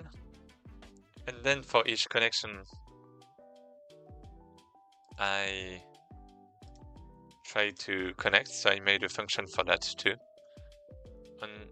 Well, never mind. I just have the connect node. So that should be fine.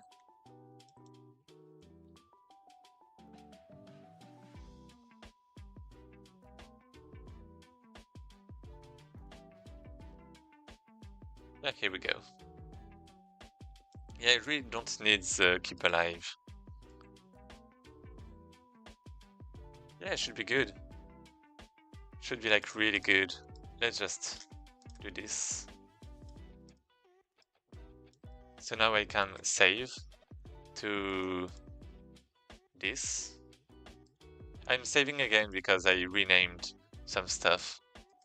And now I can load. Oh no. Invalid type in function spawn room. String to vector 2. Yeah, that's right. How can I actually convert that? I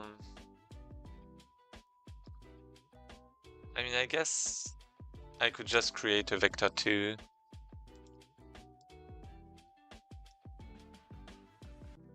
str to var. What? What is to variable? I didn't even know this existed. Specific JSON parsing scenarios if the string format is slightly off. Okay. Manual parsing, more flexible. Yeah, that's fine. String to var.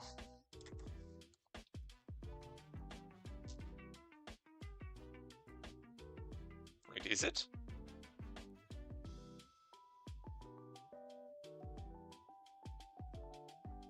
Wait, it doesn't. Does it exist? String. Oh. Oh. It got renamed. Okay, and what is that? Converts a formatted string that was returned by var to string. Ooh.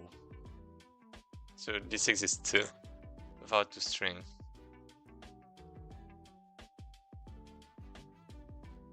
Yeah, I mean, that should be fine.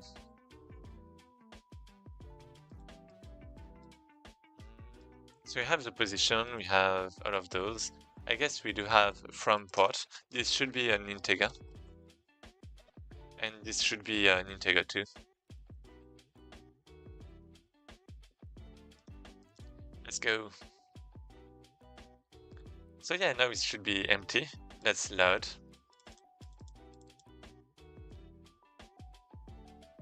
No. Wait, no. Position.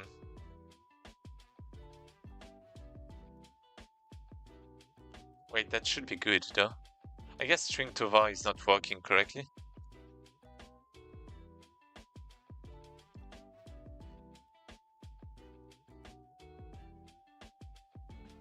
Okay, yeah, let's debug. Wait, evaluator. What's this? Yeah, this is valid, right? So what is this? This is null. Ah, it's not working. Oh no. What about graph data connections? I mean, connections are just connections, that's fine. But yeah, this one is like a bit of a problem.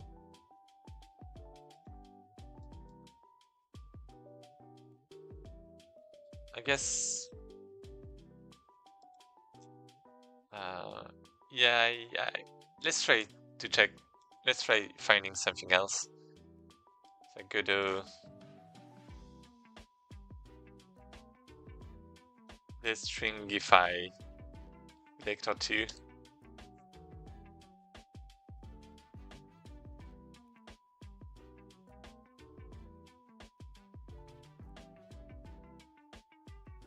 Use the string formatting for more control over the output. For serialization. So var to string and string to var.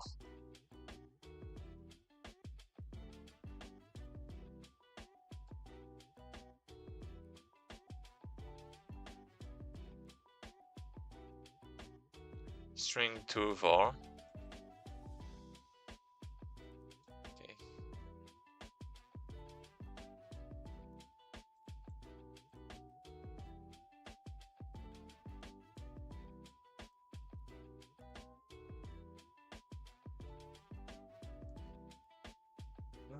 Yeah.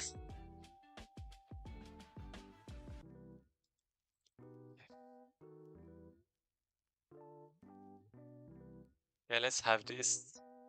So now it should be correct. I don't really know how it's supposed to look like if we use this, but you know, if it means it's going to be fine, then let's just do that. Okay.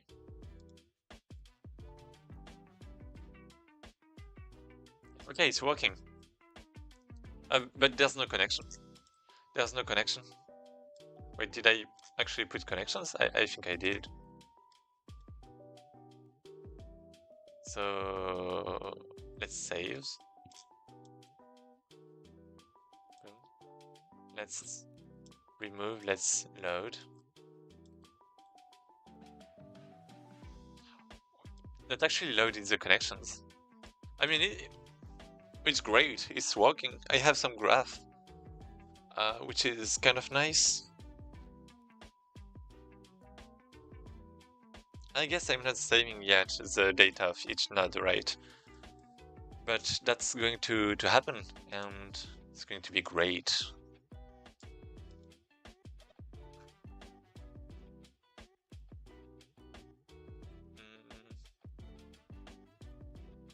Can I go to room node? Nope. So I have this. I guess I also want an event room, potentially.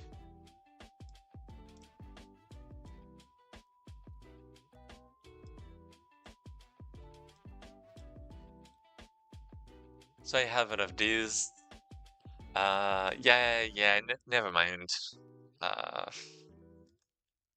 maybe instead I really just want text. Which text maybe? Maybe just a text field is, well, text edit is fine.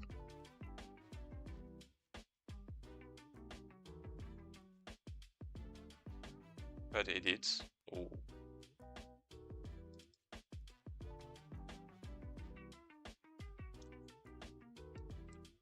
Enter room ID, let's say.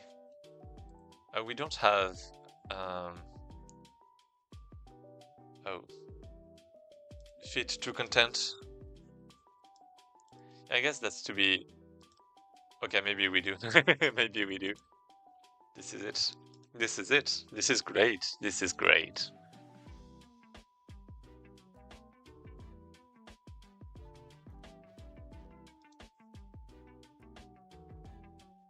I could have e.g. start room. Battle room. Okay, maybe that's the problem if I put more. But yeah. I mean, I'm just going to... I mean, this was nice, but... because this prevents errors, right?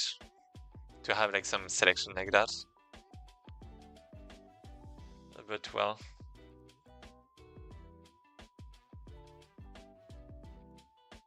maybe I can still keep that, just in case.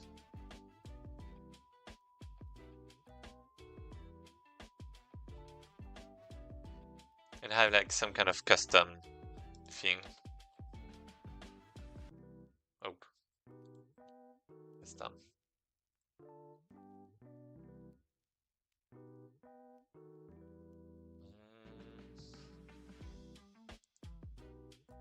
Maybe only enable, like maybe only make that visible when I have custom selected. Yeah, I mean, looks very good for now. So yeah, I'm just going to save the room ID, I suppose. And that's it. I'll be right back. See you.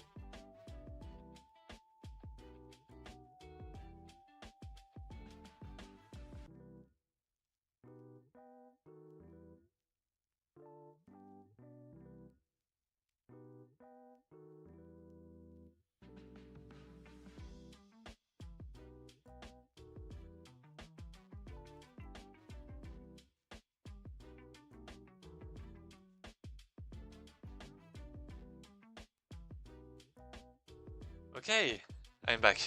2 seconds, please. Like maybe 30 seconds, 1 minute, I don't know.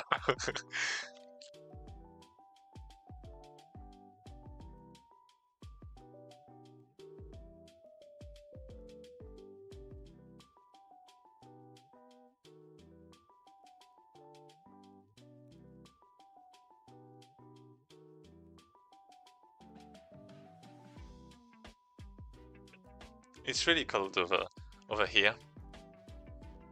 But yeah, I'm back, I suppose.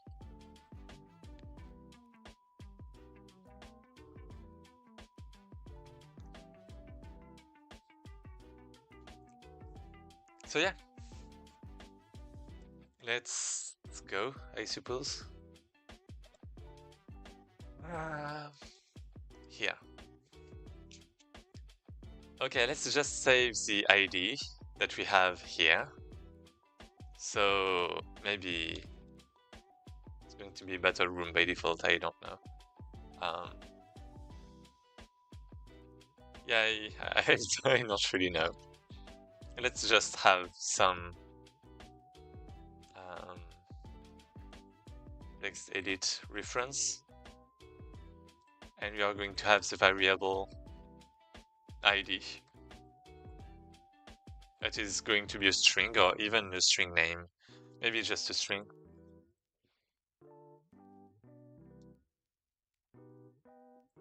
And we are going to have some binding. When this is modified, we are going to update.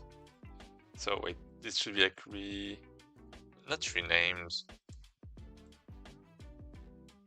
Text set, text changed.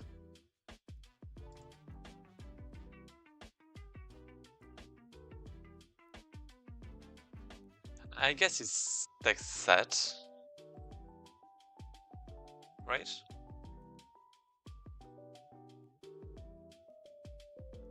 That connects on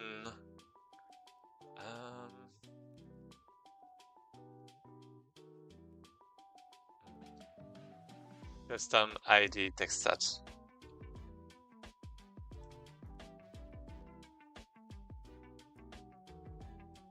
And it's just going to be a set custom ID with a string as an input.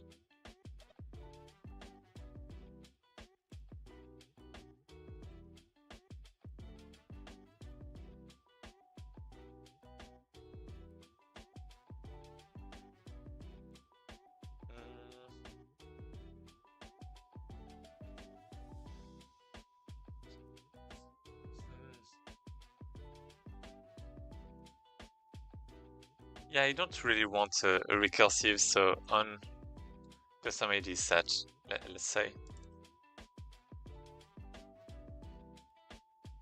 Then we are going to have ID equals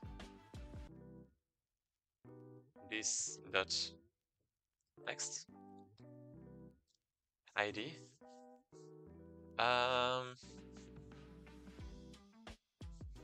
Maybe it's not the room ID. Well, I guess we have the room name and the room ID. Room type, maybe? Yeah, type might be better. Custom type text edit.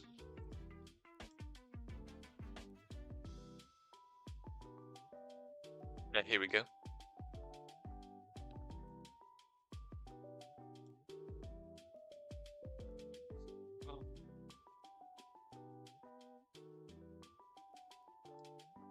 And then we have the option button.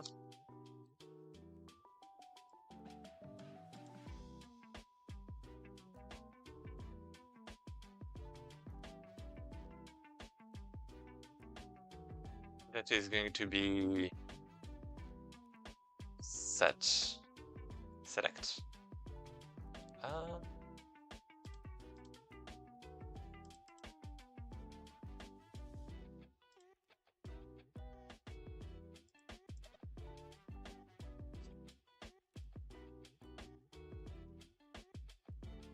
I mean, I guess it's going to be the...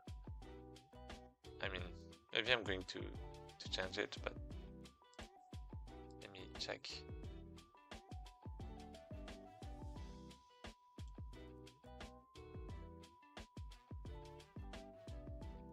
I mean, -1 could actually work too. Yeah, -1 could actually be fine. Instead of custom.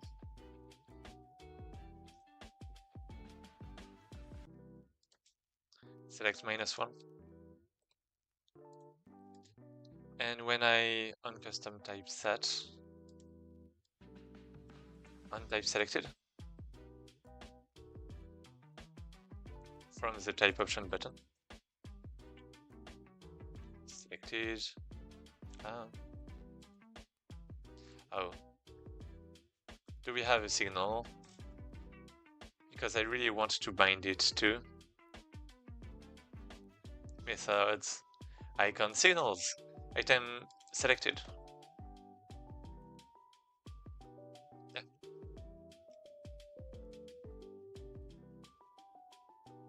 Next, on type selected, we are going to have what?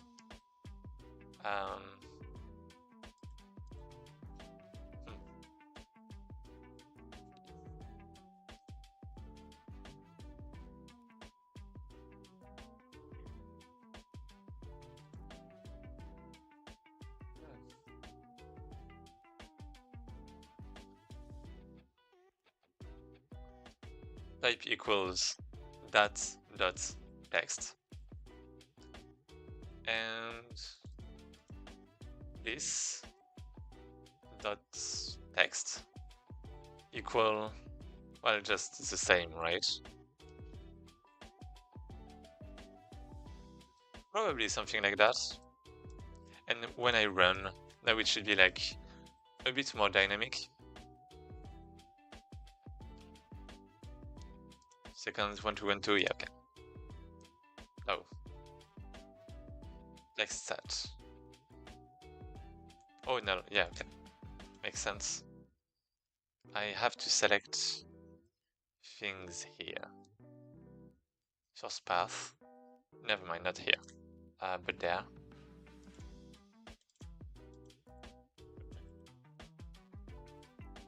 Here we go. Nope.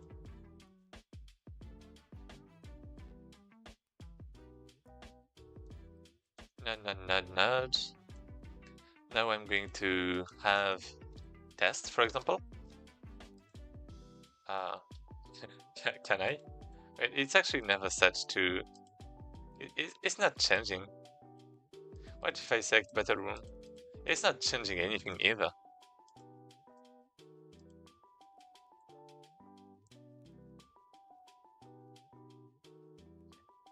Or some errors. Oh, the arguments. Okay, this is an index.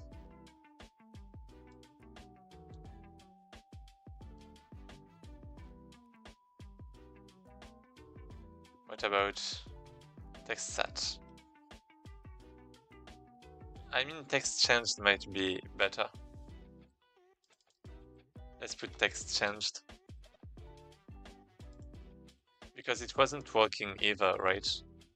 When it was just text set. Okay. Test. So now this is fine, this is removing, and when I set, then here we go. Maybe I should just set it to custom though.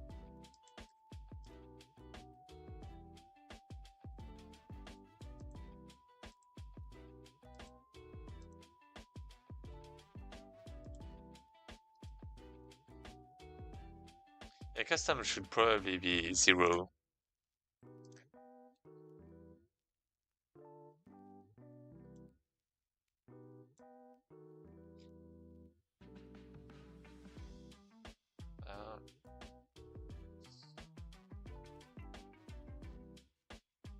Why are the IDs so weird?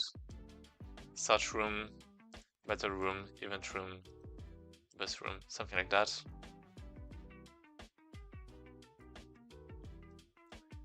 So then I should maybe select 0, and that should select the custom.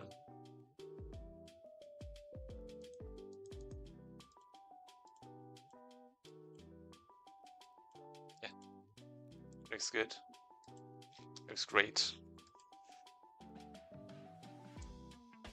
And I guess I don't want to be able to go back to the line, though. Editable. Shortcuts, deselect. Wrap mode. Auto wrap.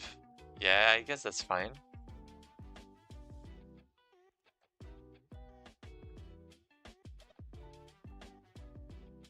Type.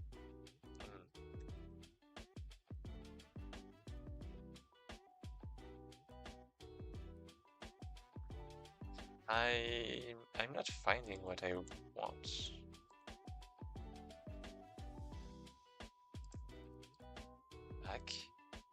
Backspace, delete composite. Okay. Multi-line maybe? Multiple? Oh, multiple carrots. No, that's not really what I want either. Let's clicking with Alt at the new carrot mode, okay.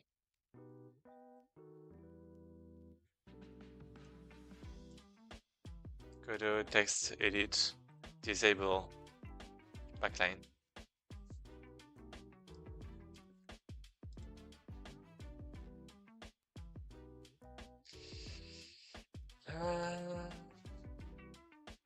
I mean, I guess this is... No, this is not fine. Texts. Line edit. Oh, this is line edit that I wanted. Yeah, okay, line edit. Let me save this. Here we go. So we have the same thing. Left. Yeah, everything looks good.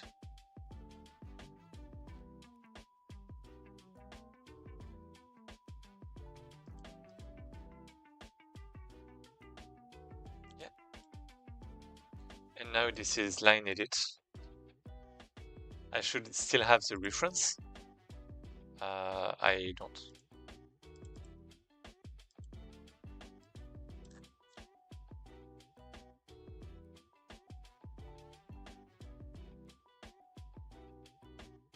So here we go.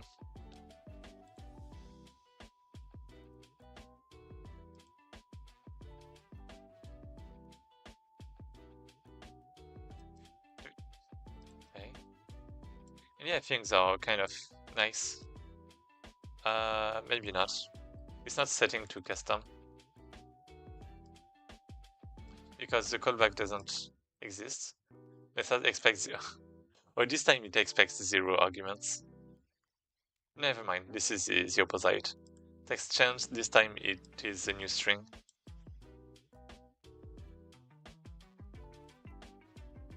So like by default enter. Yeah. New type.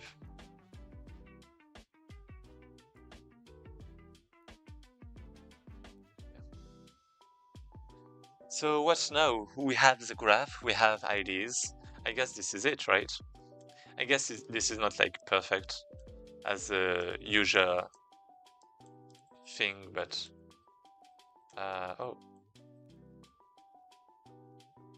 Yeah, this is working. Yeah, this is working well. Maybe I want to set the... Wait.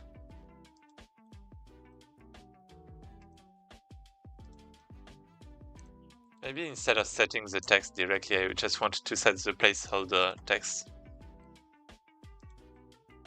Anyway, it should be good. Then I can save. Then I can load. Wait, actually, let me. Well, I can't undo. Well, I mean, I can load still.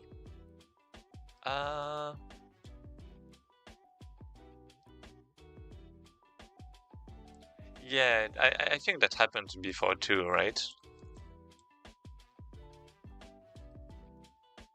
Like, it's not loading the connectors. Or is it just me?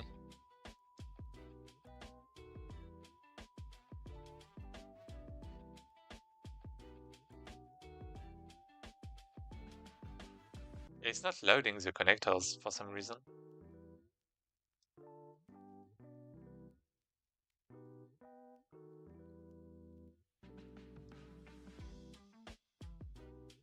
We have the name. Yeah, I guess we're not saving the IDs.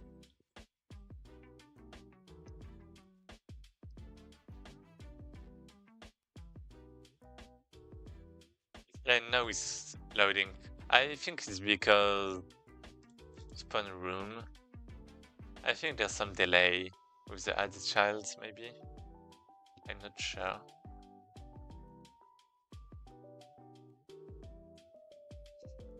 Yeah, I'm not very sure.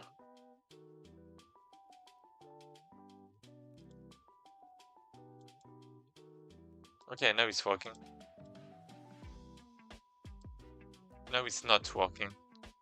And the reason is because it's detecting nodes with the same name. Or not. What the? What? Why is it happening? What's happening?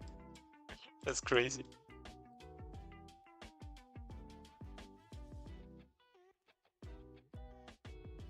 Okay.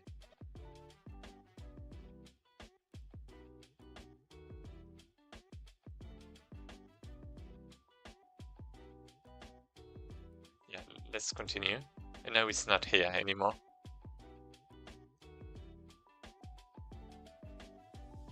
Probably because we are clearing, but we are never disconnecting.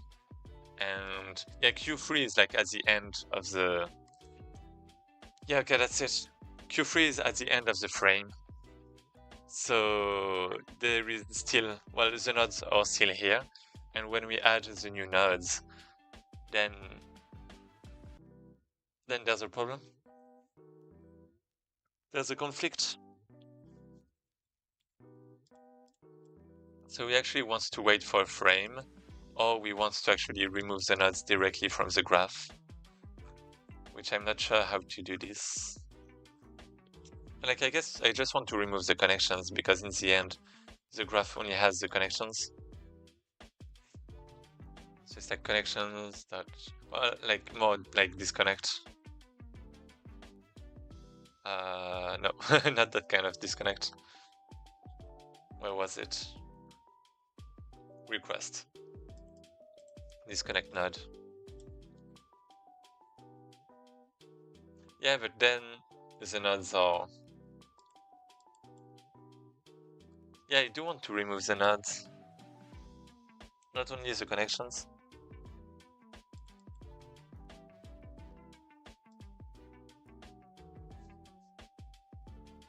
I mean, I guess I can just rename the nodes. That would be kind of ugly. So maybe I can add a callback. I mean, basically I just have to await this, but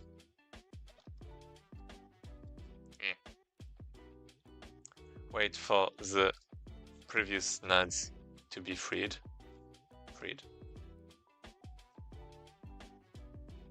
Do not have any name.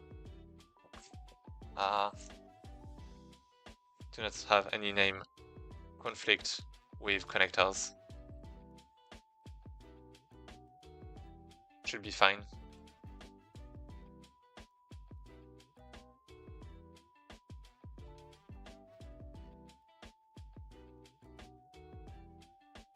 I mean, yeah, I can just load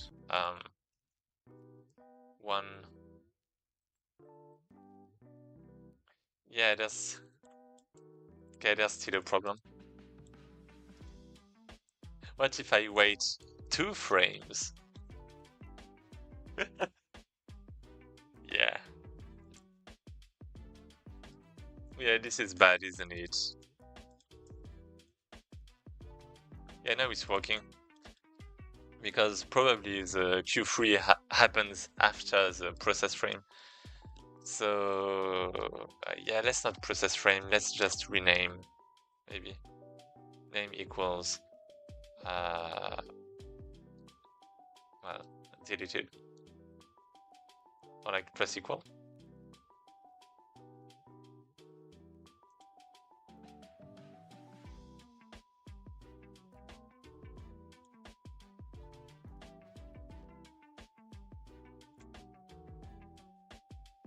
One. Okay. Yeah, now it's correct. Good, and we're not even waiting. That's great, there's no delay. Rename the node so there's no conflict with the new ones. Here we go.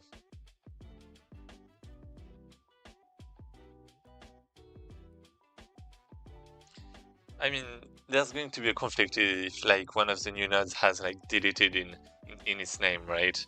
But that shouldn't really happen. That shouldn't really be the case. So okay, we have our new graph in which we can create dungeon layouts, which is great. So we have the first quest. We have the room ID. I guess we might want to add additional data. Like, well, ideally like JSON, right? But yeah. And this is supposed to be the start. This is supposed to be the boss. There. Then maybe we have like a battle. Maybe we have like an event. Like this. Oh no. Oh, right, I can't remove connections. Oh no. I can't remove connections. And I can't undo, right? Yeah, I can't undo. This is fine. It's not, but this is fine. Battle room. Yeah, I mean, I guess I can. Never mind. I just overwrite. And yeah, this is it. Let's actually dungeon graph gameplay. Let's actually put dungeon layouts here so that we are not overriding things we don't want to override. And should be good. Well, I mean, I have some data, but now I actually have to create the actual rooms with that.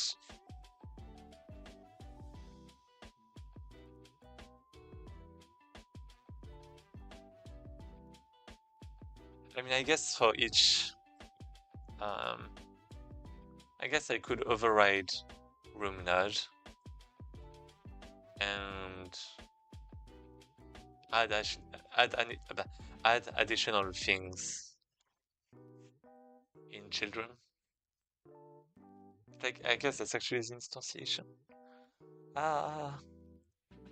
What do I want to do?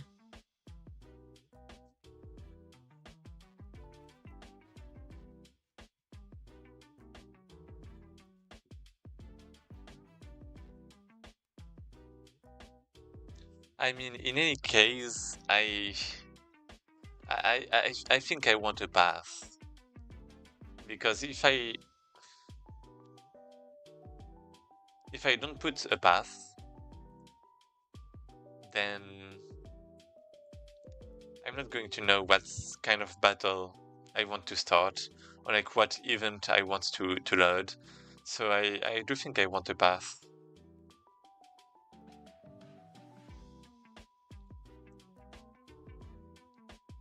Like, for example, quest 1, tutorial 1. No, that's not what I want. Game dungeon, planes, events. And I have different ones, right? And I want to link to a TSCN file, I think.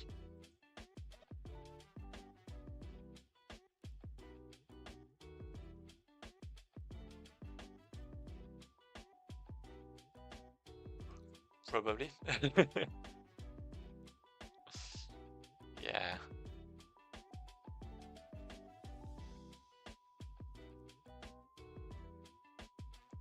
With maybe the dialog file, but that's fine. Maybe I don't even want a dialog file. Maybe just a string path is good enough.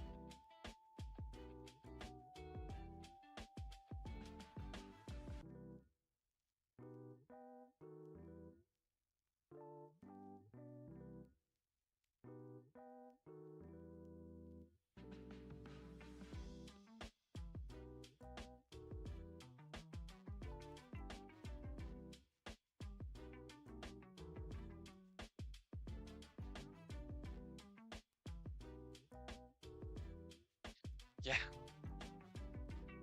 Let's add the path.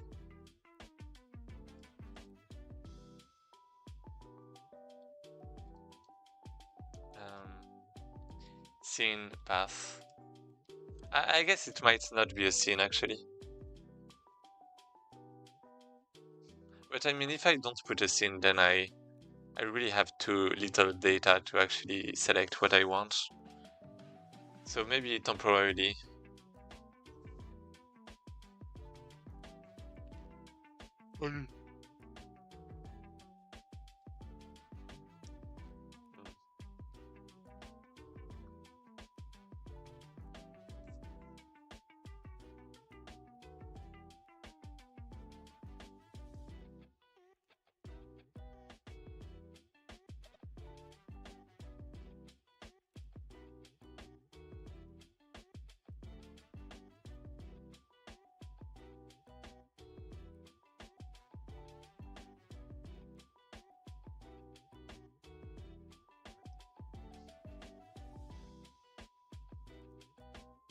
Something like that. And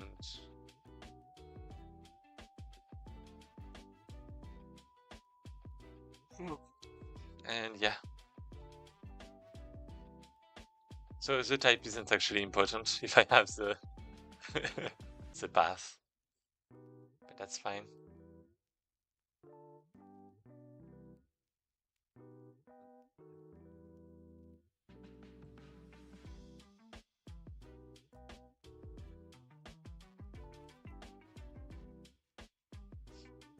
Yeah.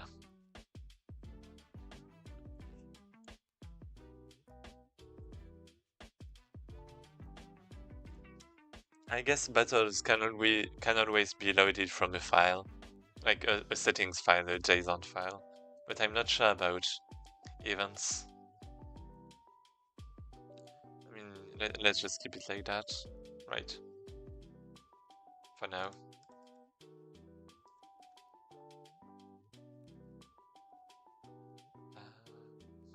Yeah. So now we have the dungeon graph.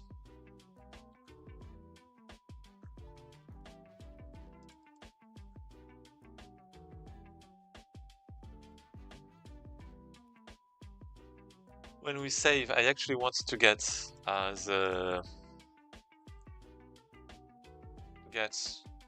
room data. Well, serialize. Well, never mind. That's fine. Get room data.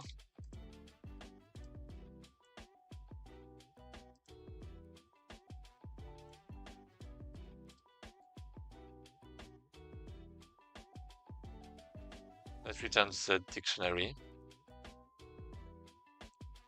Then we just return room data.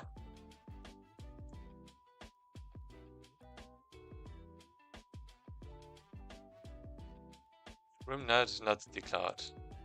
Yeah, this is just self, right? Position, we save the position. What do we save? We save the type. And we save the path, which should be this. Actually, next? Yeah, should be this.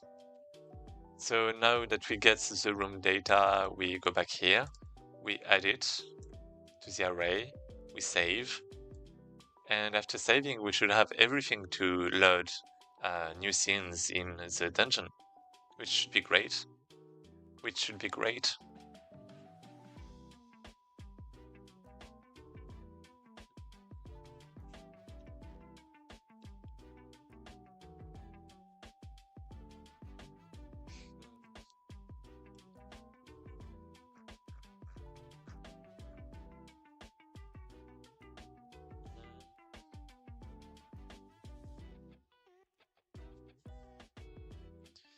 So yeah, the player data there. I should have the load dungeon blueprint, and I load the quest. It's supposed to be a dungeon blueprint. So yeah, this is returning that, right? Then it's trying to generate. Yeah. We generate. And when we generate, we actually just load from a file, right? Handmade.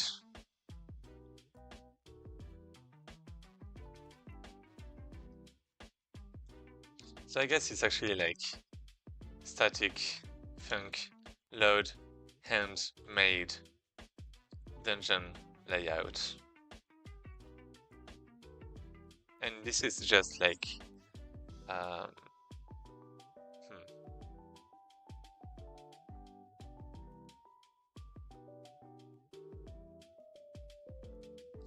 anything.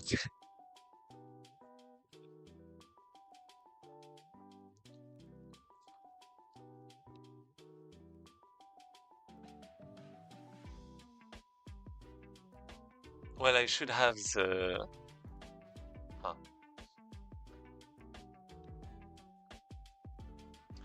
I should have the path. So yeah, no need for generation. I have the layout path. This is a string. I guess this is even an export file with .json. Then I load this. So like game resource loader dot load resource file this. Oh yeah, but I guess I don't want it to be static then. I mean, yeah, I do. Something like that. Oh no. Oh.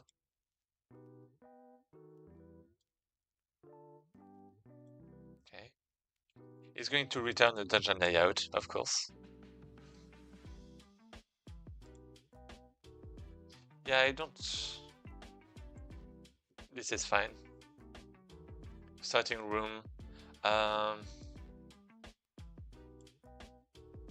Yeah, this is fine because I'm setting that in the graph, right? I'm setting that in the graph. So I load the file. This is a dictionary data, like graph data. And then I want to loop over that. So I have the dungeon layout.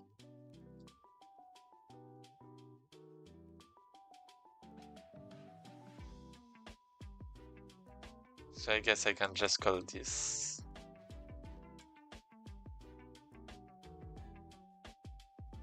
I don't need this. And I can say this is generated. Now I just have to pass. This should be a dictionary. Never mind. Of course it's not. This should be a dictionary.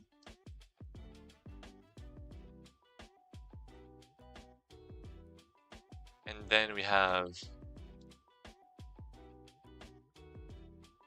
connections. We have rooms for room data in rooms. For all of those, we are going to add some rooms here. Push back. I guess I don't have a starting room. Well, I mean, I should have one, but anyway.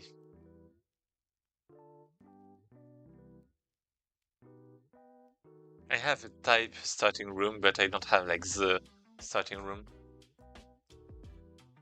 But I guess that's fine.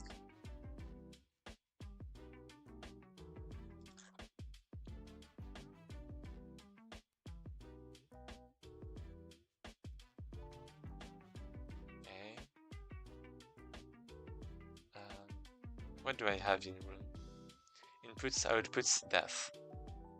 Yeah, I guess that's fine. I mean, the def isn't really that necessary. It's like for the generation, right?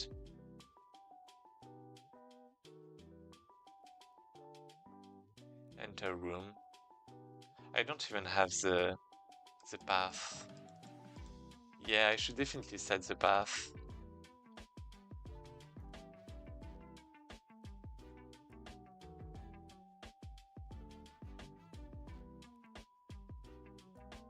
I guess this is a TSCN, but if I want some kind of JSON thing, then I could just replace. I don't know. Yeah. Yeah, maybe I could like replace. Yeah, that's fine.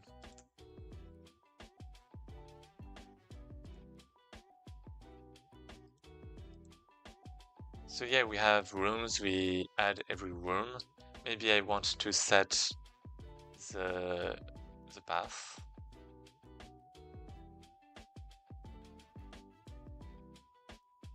Which should be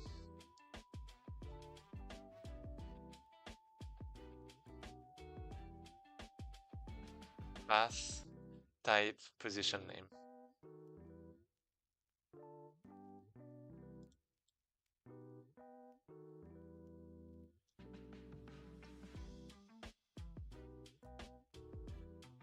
Type, path, position, name. So type, path, name, basically.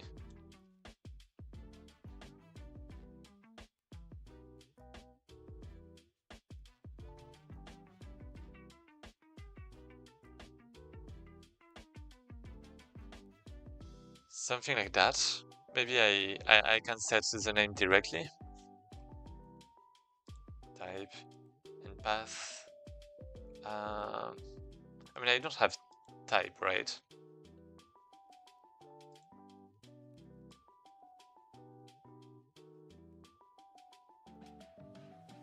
I mean, the type, I guess, is like the class.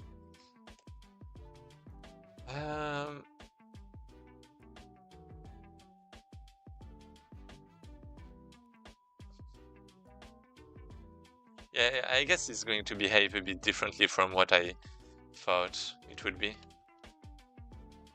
But this is fine too. Room type. Let's say this is a string name.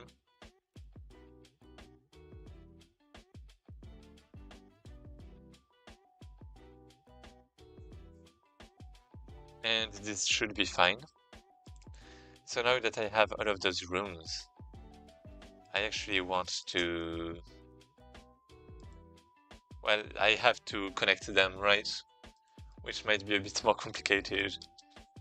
I mean, there are algorithms, but it's like in GDScript, it's like kind of a hassle to do.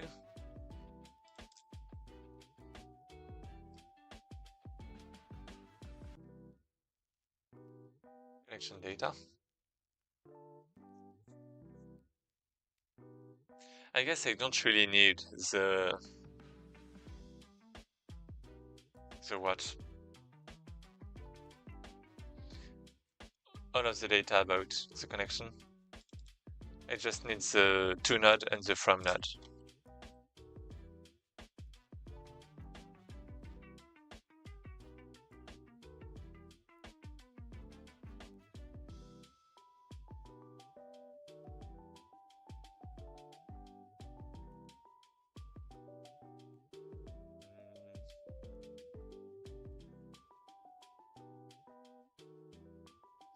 node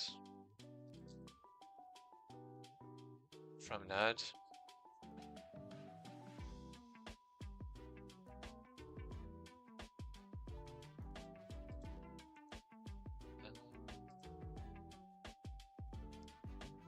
One ban, two bounds, and yeah. Anyways. So how am I going to get back the nodes? Maybe I want a dictionary for that. So like I guess we're going to have name to room, which is a dictionary. Can I do that? Like room, well, more like string and room. String or string name? I mean, I guess this is a string name, right? Because that's the name of the node. So let's add it here. Room. And now this is going to be very simple. We get the from node. So this is going to be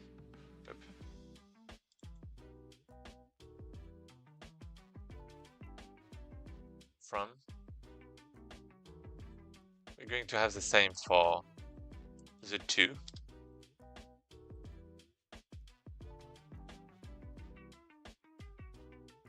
And now we're just going to bind.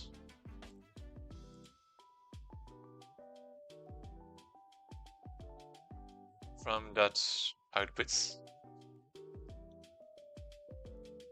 back to, and we're going to do the same. Oh, actually, do I really want to do that? Because I think dungeon layout. Yeah, never mind. This should be good.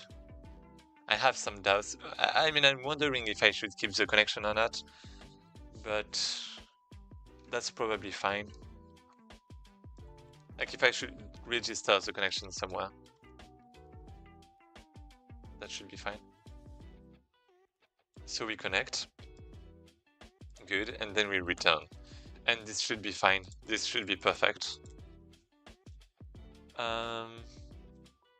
So yeah, what are we doing now? What are we doing now, actually? Let's go to the graph again.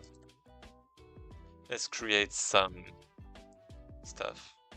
I guess we don't have the starting node, right?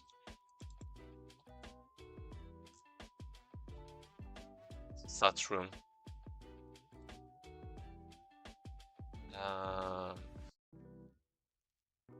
Let me start again. Oh yeah, maybe that's fine. So yeah, we have starting room. There's a space. Oh no.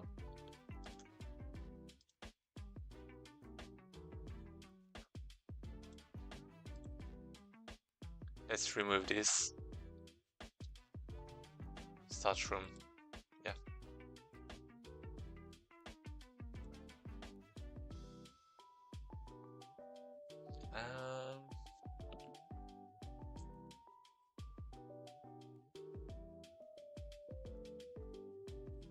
Yeah, never mind. I thought my computer was dying, but it's just heat, which is great. Which is great.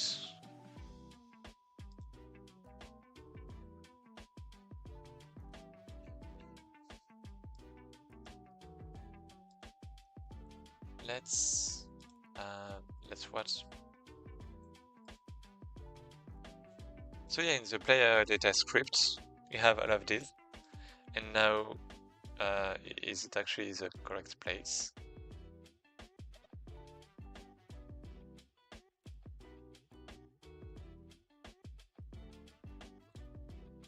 Huh.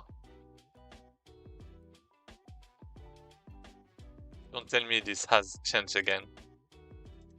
Oh, this is fine. Generate. I don't have a... I mean, I do have the generate there. Yeah, okay, this is it.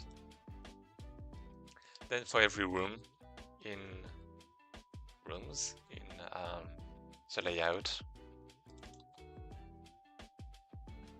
I'm going to check if room.id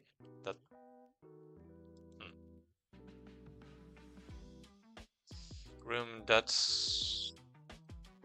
type equal start room.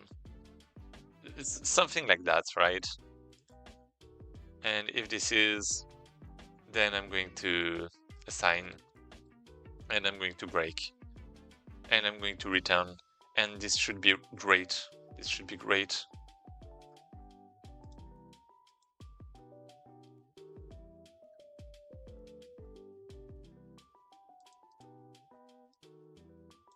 Okay, this is going to be the start. This is going to be battle. And this is going to be the boss, maybe.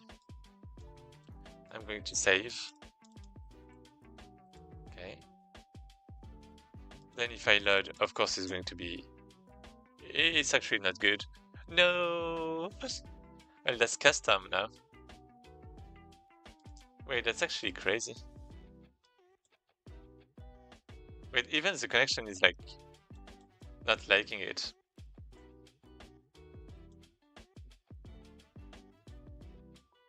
Oh no. Oh no. Oh no.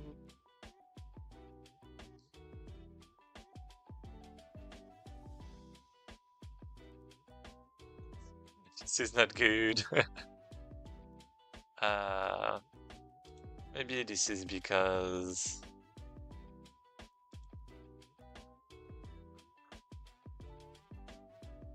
Let's check what this is. So we do have connections, right? Room node. Wait, actually, never mind. Room node, graph 65, 77. 77. I mean, it should be good. Should be good.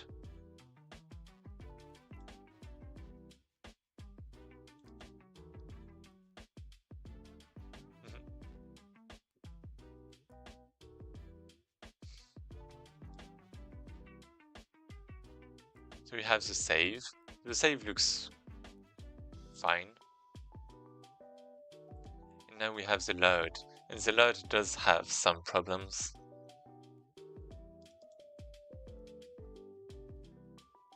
Yeah, I'm not waiting anymore. Maybe that's the actual problem.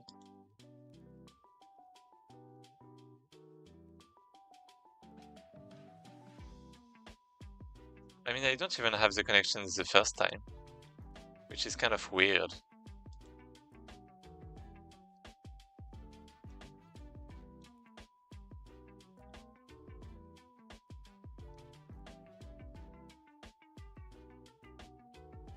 Maybe rooms.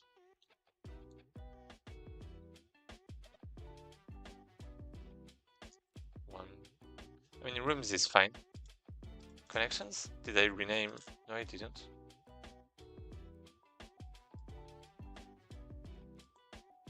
One, two.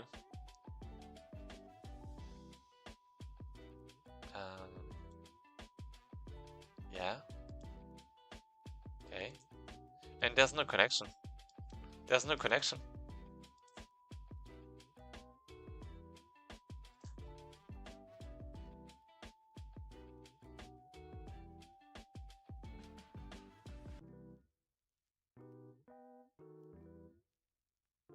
I mean, I renamed the previous nodes, so that shouldn't even be the case, right? But we never know. Yeah, there's still no connection.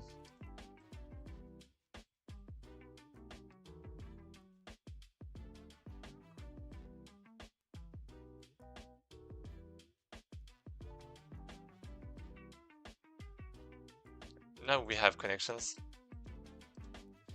Yeah, I don't really know what was the problem. What if I remove this?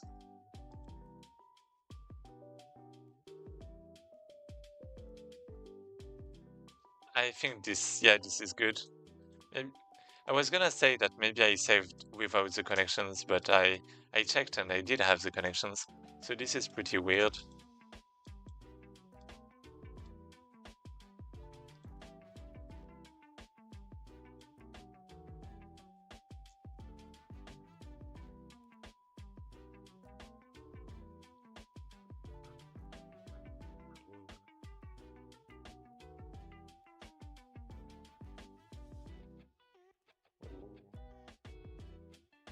Anyway.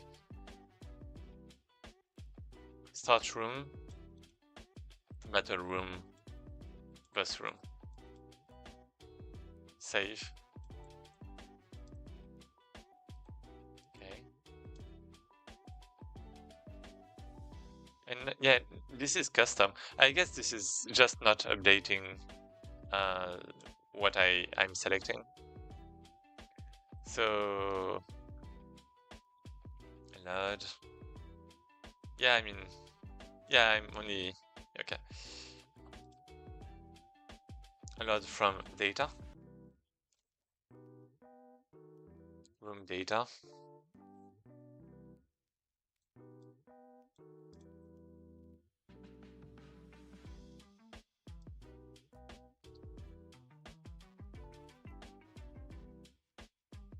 Reload from a dictionary.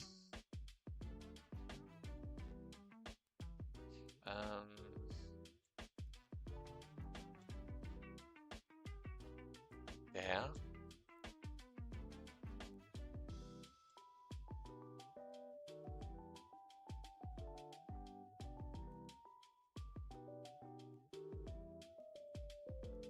So we have the name. Then we have the type. Then we have the path. Well, room type. Maybe I'm not sure. Type, path, yeah, okay.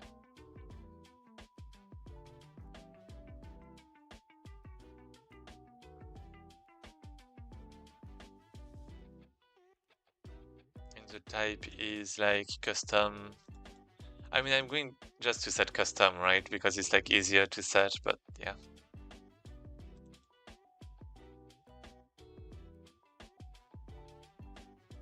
Type selected. Yeah.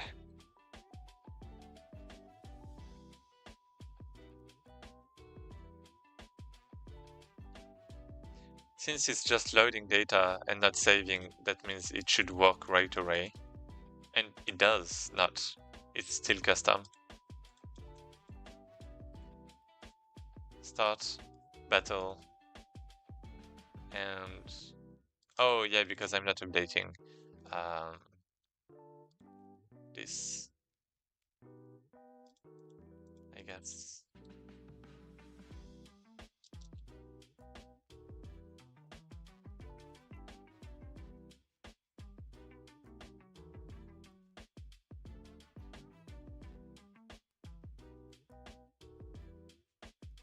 Yeah, should be fine.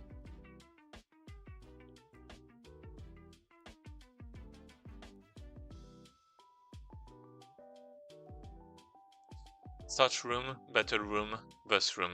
That's great. And the path should be fine too. I mean, I haven't verified it, but I can always, you know, try. Yeah, this is saved. This is great. So I mean, I have a boss room, but maybe I just need an end room. I don't know. But anyway, so we have this. Let's say, maybe I want a description.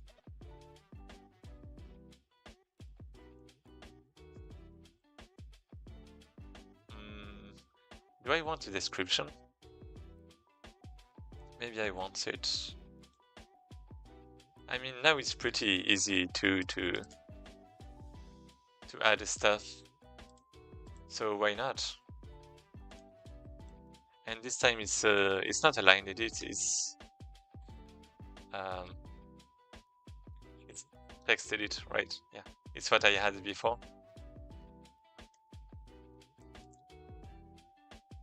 Enter a description. Oh. That should be fit. Nice.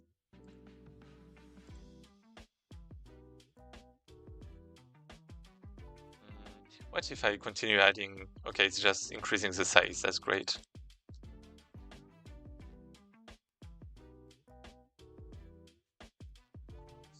Yeah, I do want to save the description, so let's do this. Description. Text edit. I guess this is line edit, but that's fine.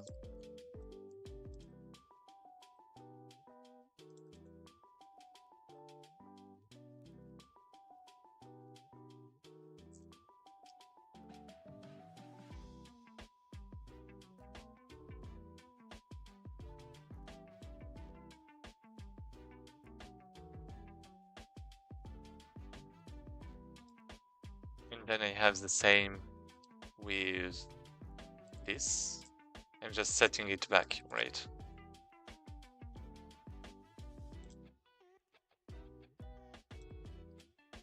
And assigning here. Yeah, should be great. Let's try.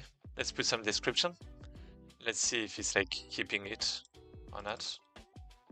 Oh no. Oh, I mean, yeah.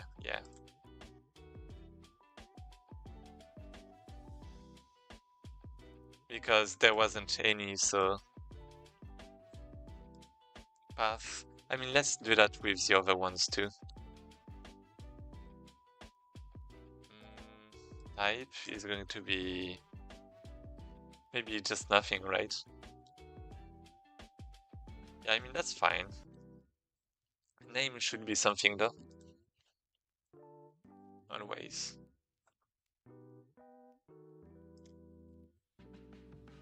Okay. Descriptions. So room, better room. Let's have maybe event room. Find a store.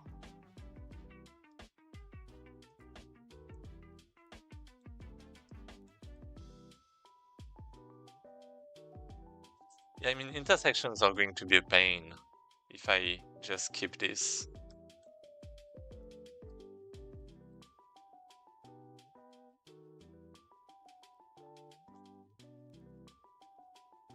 Find a store. It didn't link correctly.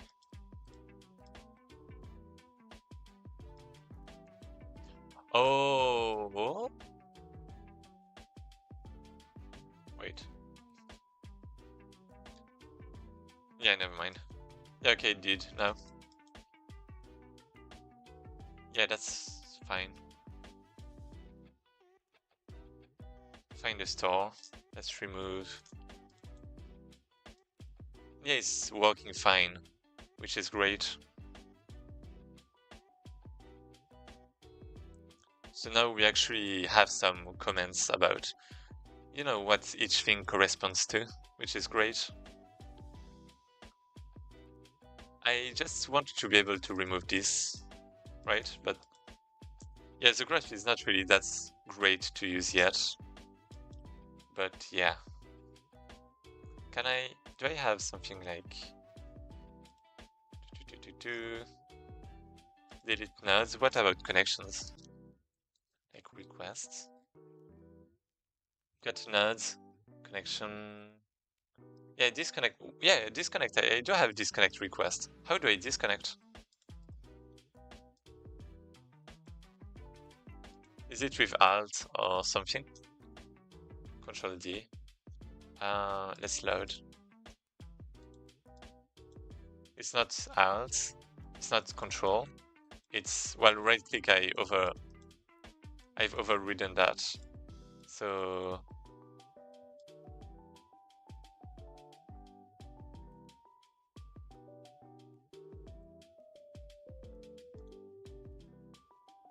It's attempted to be removed.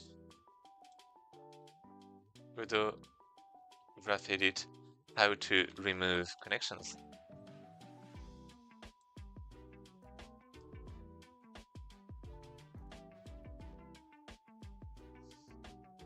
There should be a way.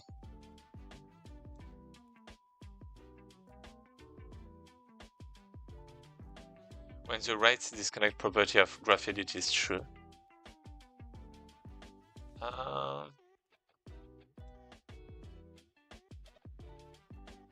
Find the write disconnects by clicking on an input port. When the right mouse button or left, depending on settings. Okay, let's check.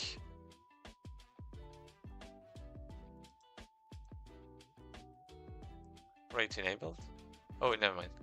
This is like the direction and stuff. Selected.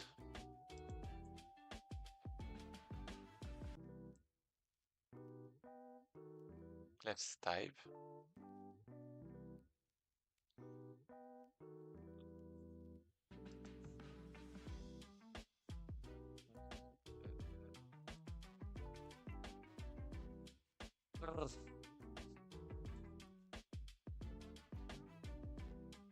Let me put hit again.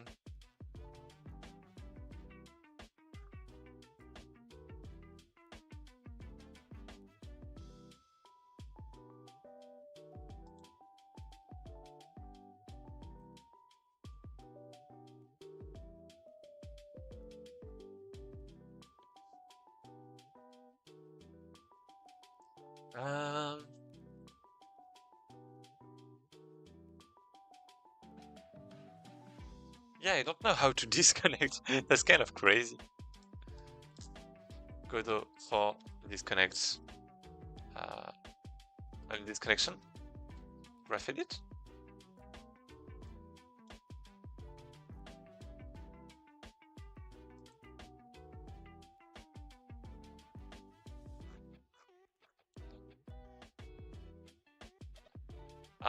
Enabled or existing connections, shift ports without disconnecting.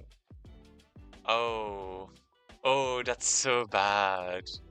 Yeah, that's why it should be like a name and not indices. Disconnection between GraphNode slots is disabled by default. What?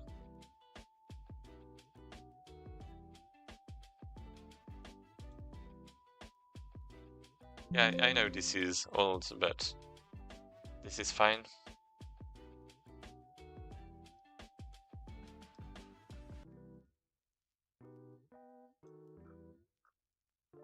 Yeah, I mean, I guess that's fine because I've overridden this, right?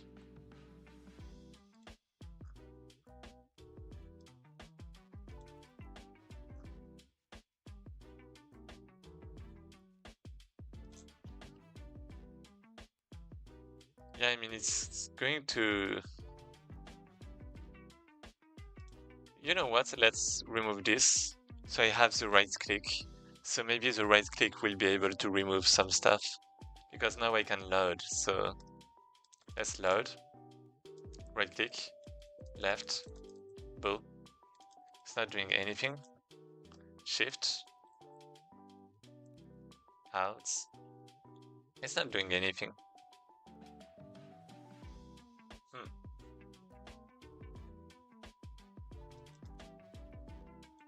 Yeah, I don't even know if I can click on a connection and like have a callback for that.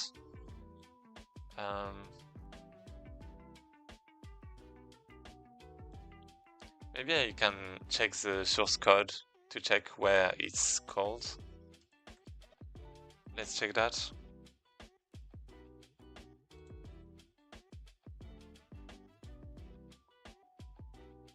Okay, here we go. Disconnection request. So we have that. Oh, this is actually the Animation Blends Tree editor plugin. GraphEdit, CPP.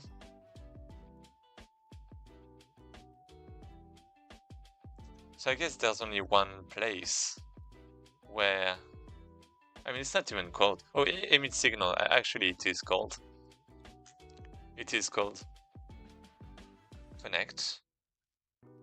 And I connect this for the, well, it is getting connected for the animation blend tree editor plugin. So yeah, this is the only place where this is called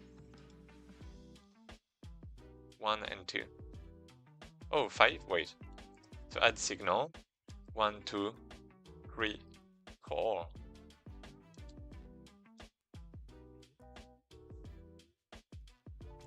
Start keyboard connecting.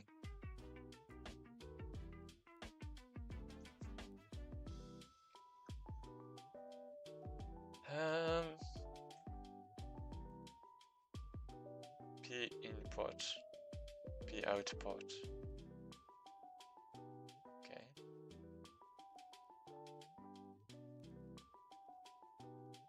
Connection drag started. Oh, connecting type. Oh, okay, I get it. I get it.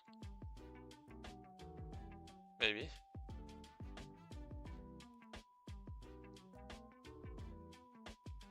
So it has to do with types, after all.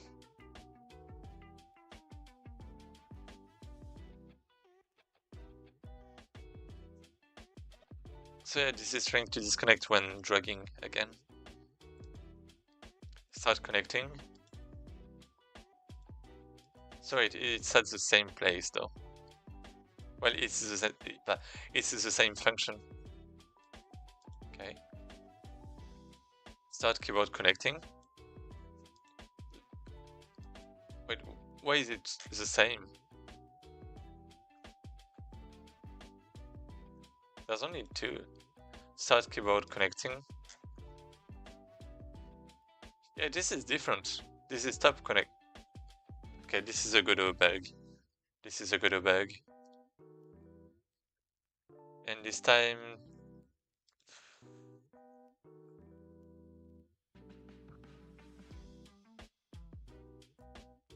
Yeah, I mean, it's not really useful. Maybe I'm just going to try changing the type. Left type and right type. Let's say this is 1, let's say this is 2. Let's say this is 2, let's say this is 1.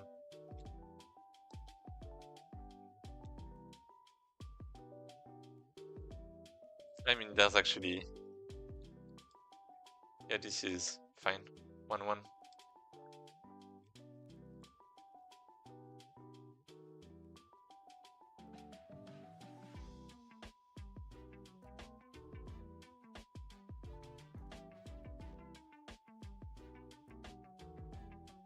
Oh yeah, I can't create any more of those.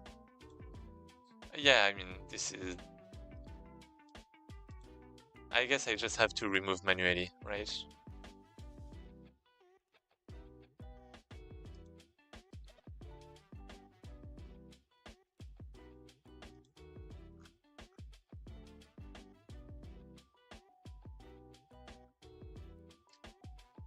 So...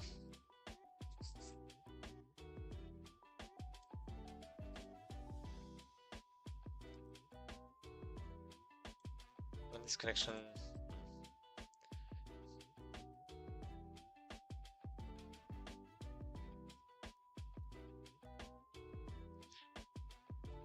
I mean...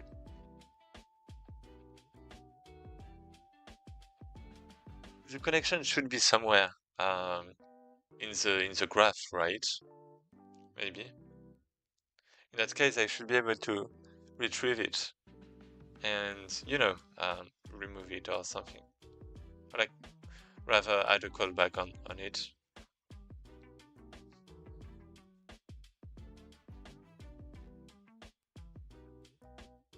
Connect node. Error. Oh no.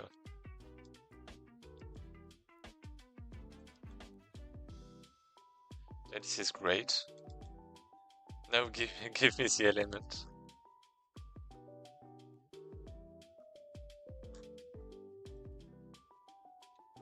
Connection list from node. Oh, okay. Connection line. Oh, returns the points which would make up a connection. What? What?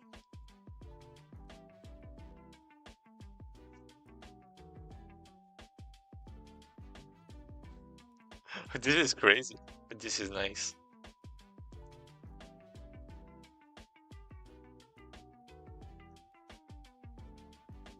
But yeah, there's no control or... Yeah, there's no control or... Okay. Returns a graph frame that contains a graph element. You know what? Let's just put a breakpoint. A good old breakpoint.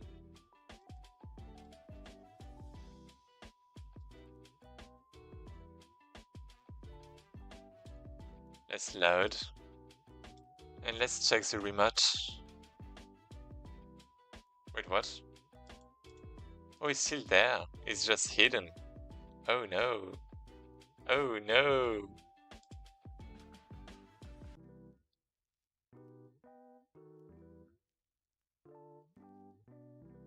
Yeah, I'm showing it, but then I'm never removing it. That's interesting.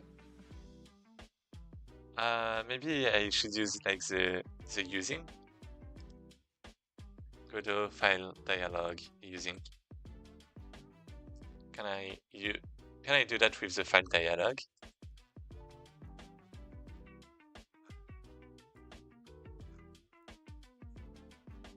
Because there's the close, but that's file access. That's fine. That's fine.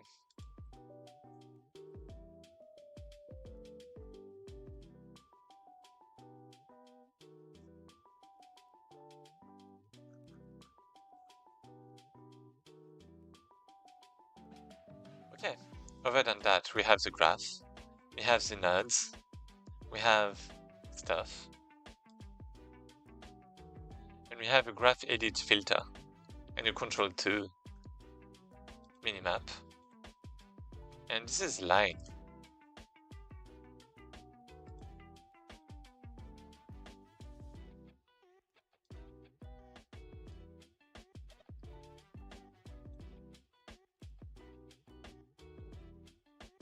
Wait.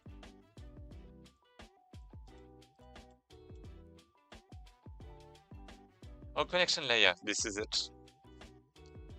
This is so great. So yeah, this is actually a line 2D. Oh.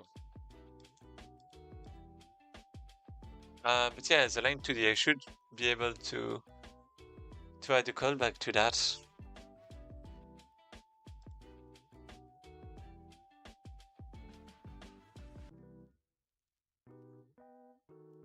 On connection requests, connect node, connection lines, lines. What about line 2D? Yeah, there's not. I can't get the line 2D here.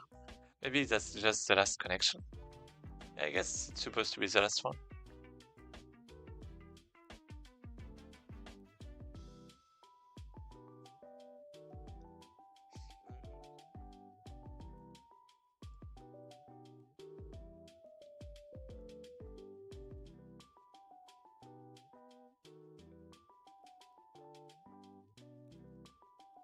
So I should be able to find child, maybe? Should I put this? Line 2D. Never mind. Connection layer. Yeah, it should be good.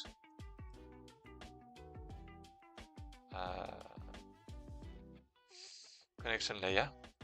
Yeah, maybe that's not going to be safe for future versions, but that's fine. That's good enough. Line in. Actually, get children. Like maybe just children. Get children. and we have this dot gets children, a child count -1. Last line.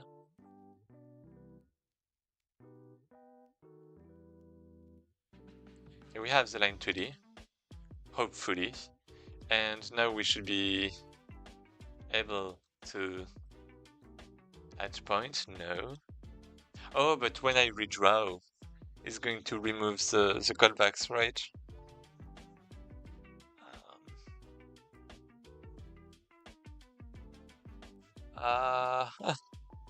That's fine. I guess I can add them back. Maybe not.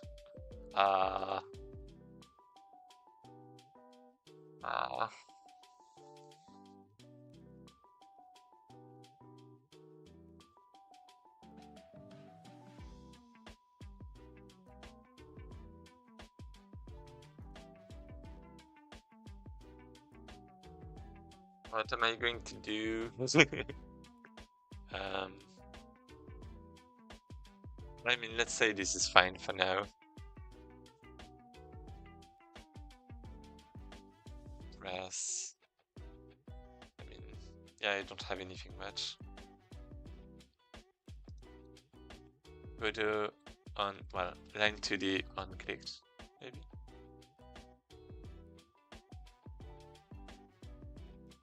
Add physics. Do I want to add physics? Yeah, because this is a node 2D. This is not a control node. Generate collisions. At what point?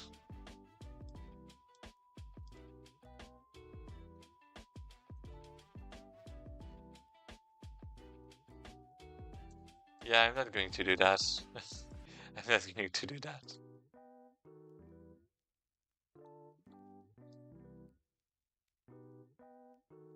Let me open this again.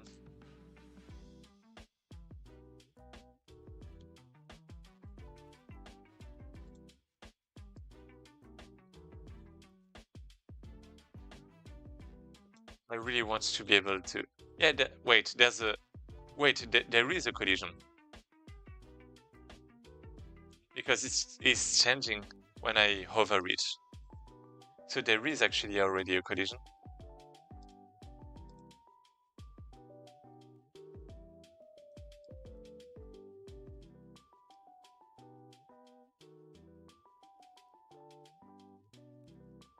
Texture, material.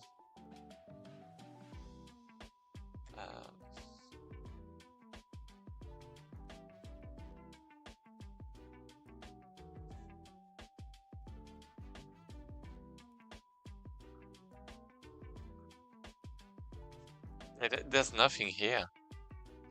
I actually remember this, right? GraphEdit, but there was also Animation Blends Tree editor. Can I create this? Animation Blends Tree. This is just a test, right? And okay.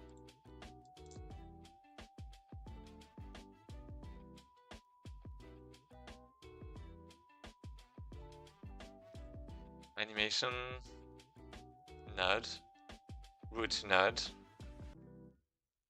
node state machine playback transition.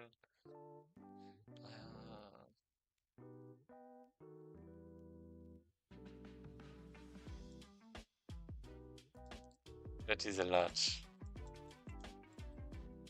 Yeah, I can't go in. I mean, this is... How is it so hard to remove just one connection? This is getting crazy.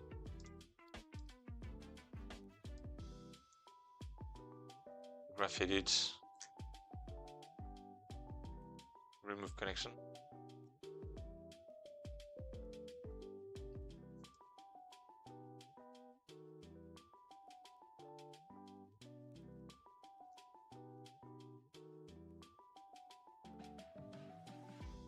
when the write disconnect property of GraphEdit is true, and you drag a link from the left of a node. Oh, so yeah, basically there's a bug, right? Dragging to void. Oh, wait. User initiated disconnection. Yeah. You can enable an easier method for users to disconnect nodes directly in the GraphEdit interface. Right-click disconnects in the inspector for the GraphEdit node in Godot 3.x. Find and enable the write disconnects property. In Godot 4 Plus, users can usually left-click an existing connection line and release it into the void empty graph area to trigger a disconnection request. Yeah. Both of these user actions still emits. Okay.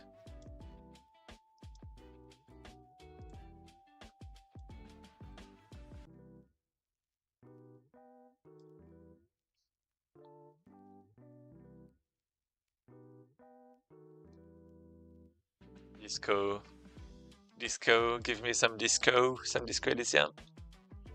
Nope, no disconnect.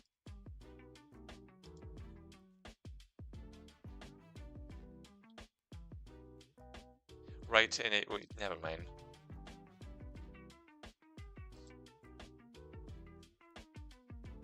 Yeah, this is crazy. They removed it, they actually removed the feature. Because, okay, I can drag it into the void, but I can have multiple connections, right?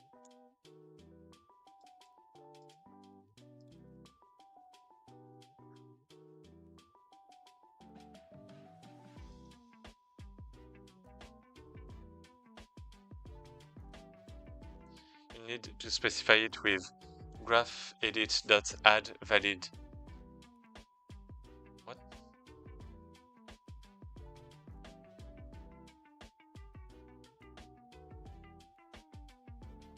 Add valid left disconnect type.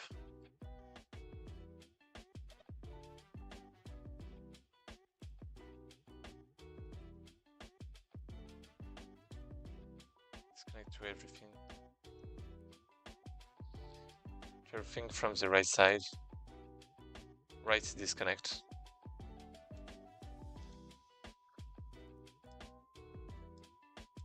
Oh, so that's maybe some property from the graph. Instead of... Oh, I get it now. If true... Wait. If true, enables disconnection of existing connections in the GraphEdit by dragging the right end. Wait, what? Dragging the right end? Okay. I don't understand what that means, but okay. Lines or dots. Yeah, let's just keep that. Let me just try this. Connection lines. Okay. Yeah, so let's load. Oh. This is so weird. This is so weird. Like, really. I just want to remove the thing by clicking there. This is like such a weird disconnection thing.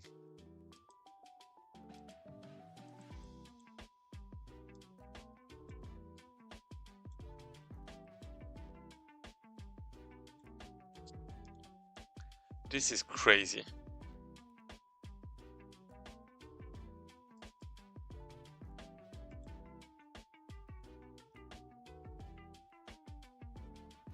I mean, I guess that's it, right?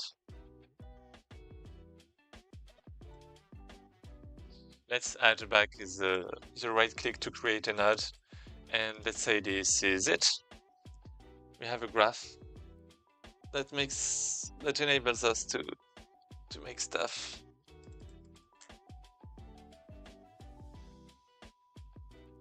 Thought battle event.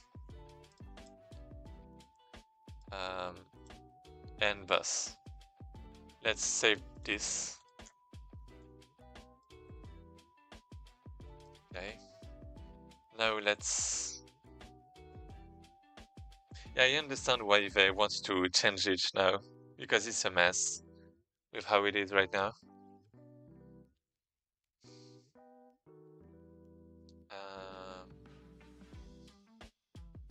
So then if I go to the selection menu,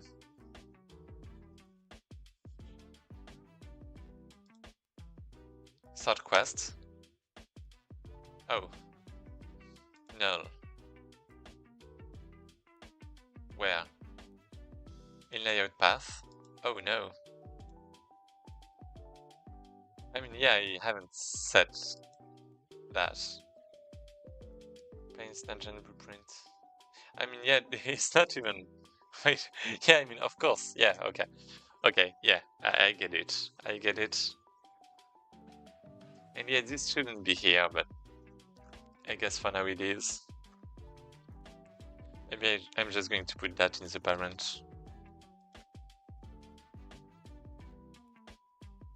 Or like, I guess this is a dungeon layout, right? So maybe it's just there.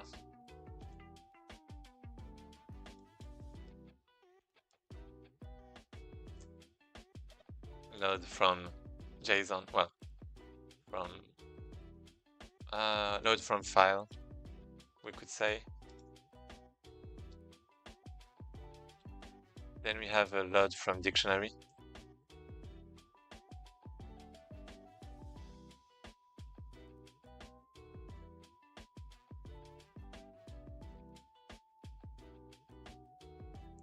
Here we go.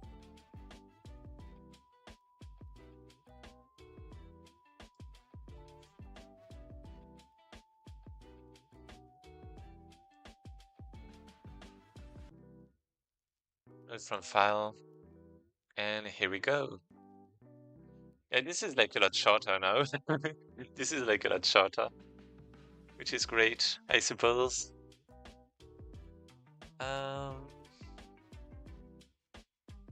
Yeah, because the more things we can put into JSON, the better. I mean, as long as it's like assets, right?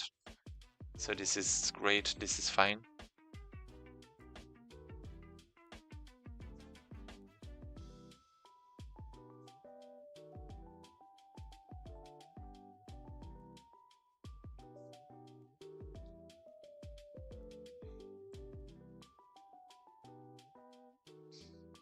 Hey.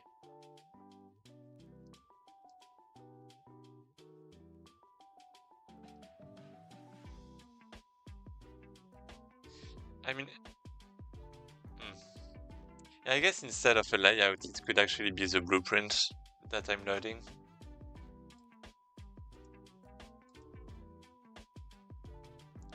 Yeah, right now basically the path is not correct, which is fine, which is normal.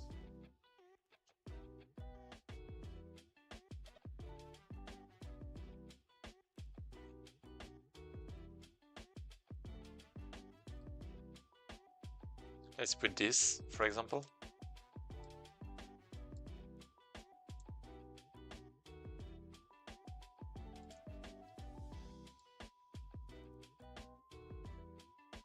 Oh no. To a null value. Wait, what? Room type is... Yeah, room path. Oh yeah, room path. Makes sense. Oh yeah, because this is a starting room, right? I'm trying to enter the first room. So I mean, I guess this is working now.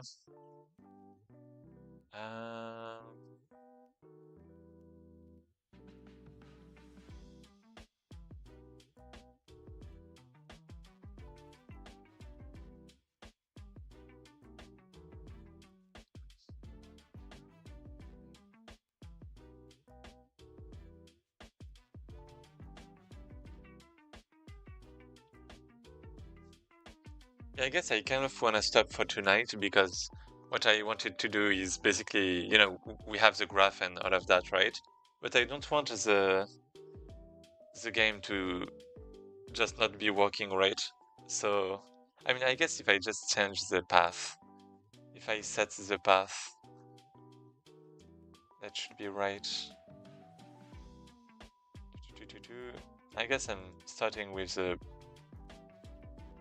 branch event room.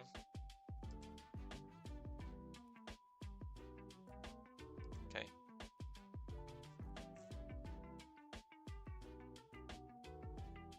Yep.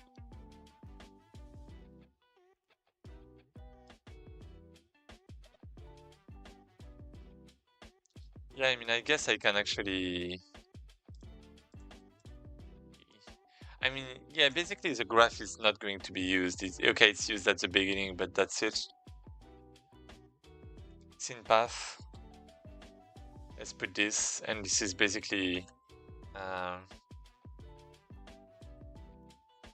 a branch.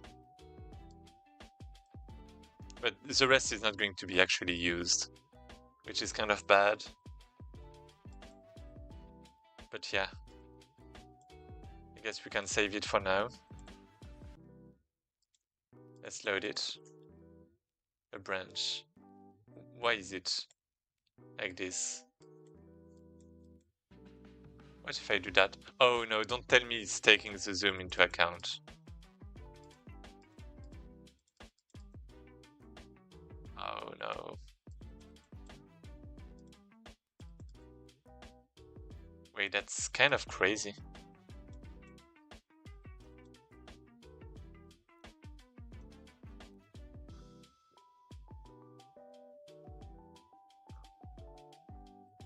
So when I save, this is actually taking its position into account or something anyway. Let's load.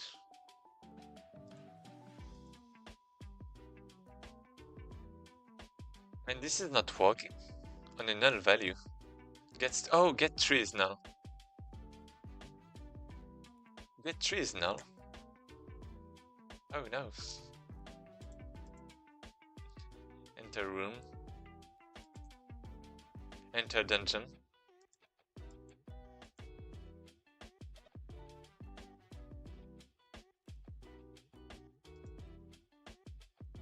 Start quest.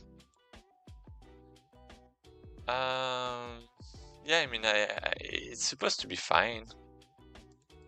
Evaluator. What is this? Null. Why? Wait, that's... Oh, because it's not in... Oh, because it's not in a tree. It's not in the tree, right? Yeah, that would make sense. Let's trace back. Enter dungeon. So yeah, we enter on layout generated. This is the problem. Because we load. We have the blueprint. And we do nothing with it. I mean, nothing. More like I have to add this to... Where am I? To the player data script. Wait, what? I mean, let's say that's fine for now. Then for every node, here. So yeah, we add the dungeon layout, but I actually want to also add all of those. So like dungeon layout dot add child room. And I guess this is it. I just need to add the rooms because the connections are like variables inside the rooms. And yeah.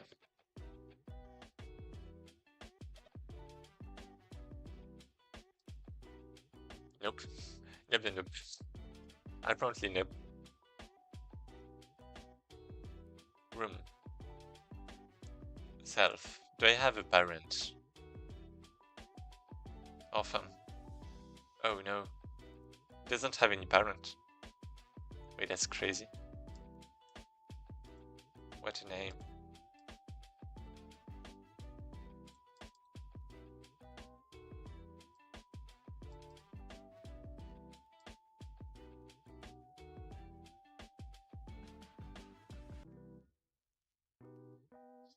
Because I guess I'm just creating that, right?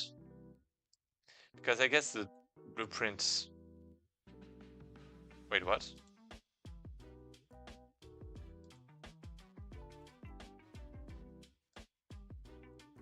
So we add the blueprint as a child of the player data. And when we generate, it's creating stuff. Oh yeah, the dungeon layout is not added.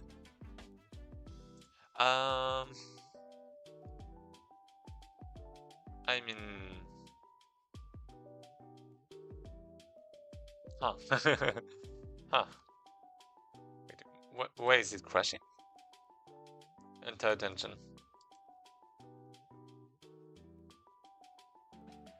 On layout generated. So this is generated and this is here. So yeah, this is actually here that I want to add the layout. And I don't want to add the blueprint. I just want to add the layout. Because the blueprint should be like in a resource thing. But the dungeon layout might be generated, so it has to be added. Yeah, now this is working. And... Okay, yeah, the game is working again. Yeah, I guess we can stop here.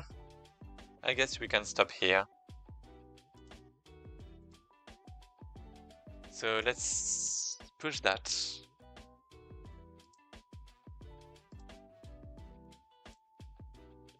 Oops, so we have dungeon gameplay. We have... Let's check again. We have all of those, probably. We have dungeon layouts.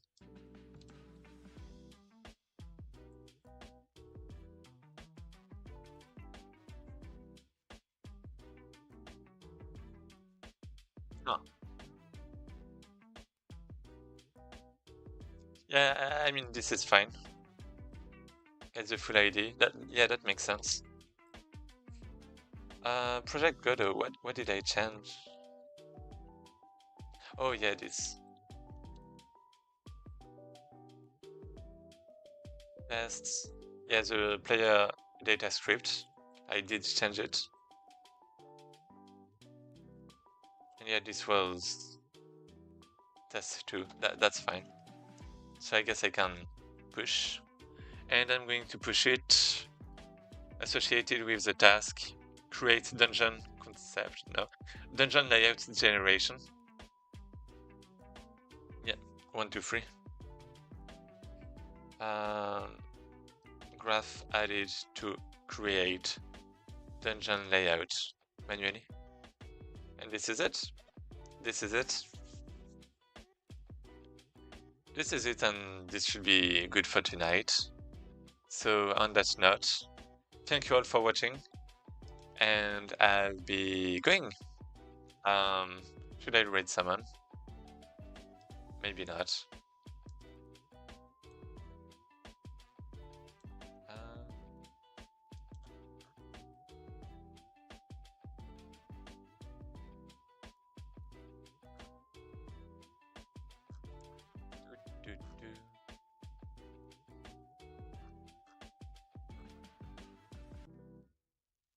Yeah, I mean, I guess this is fine. Maybe for tonight? Oh, maybe not. Wait.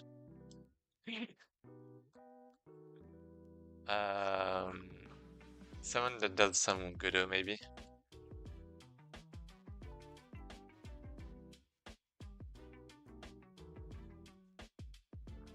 There's not a lot of people. Godot scene code.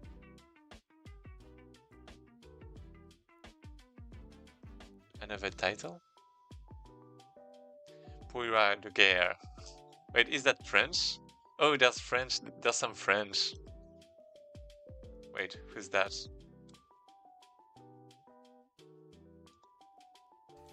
Attends, on va remonter un peu la caméra parce que je me tiens droit, ça y est. There's no Godot. They lied. They lied. Il faut que je vous parle de ça.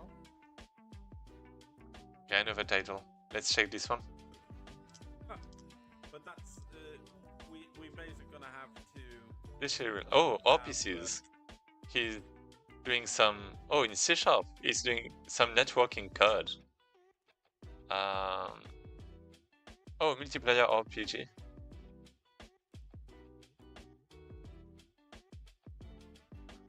Okay, yeah, let's rate. I'm actually interested in that too.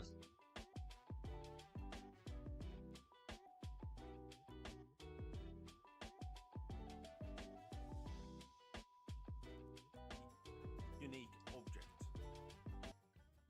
What is it saying?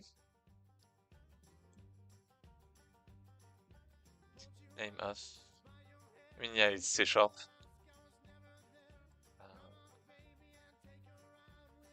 Oh, music. Is it copyrighted? Oh no. My whole computer went poof. Got destroyed. I guess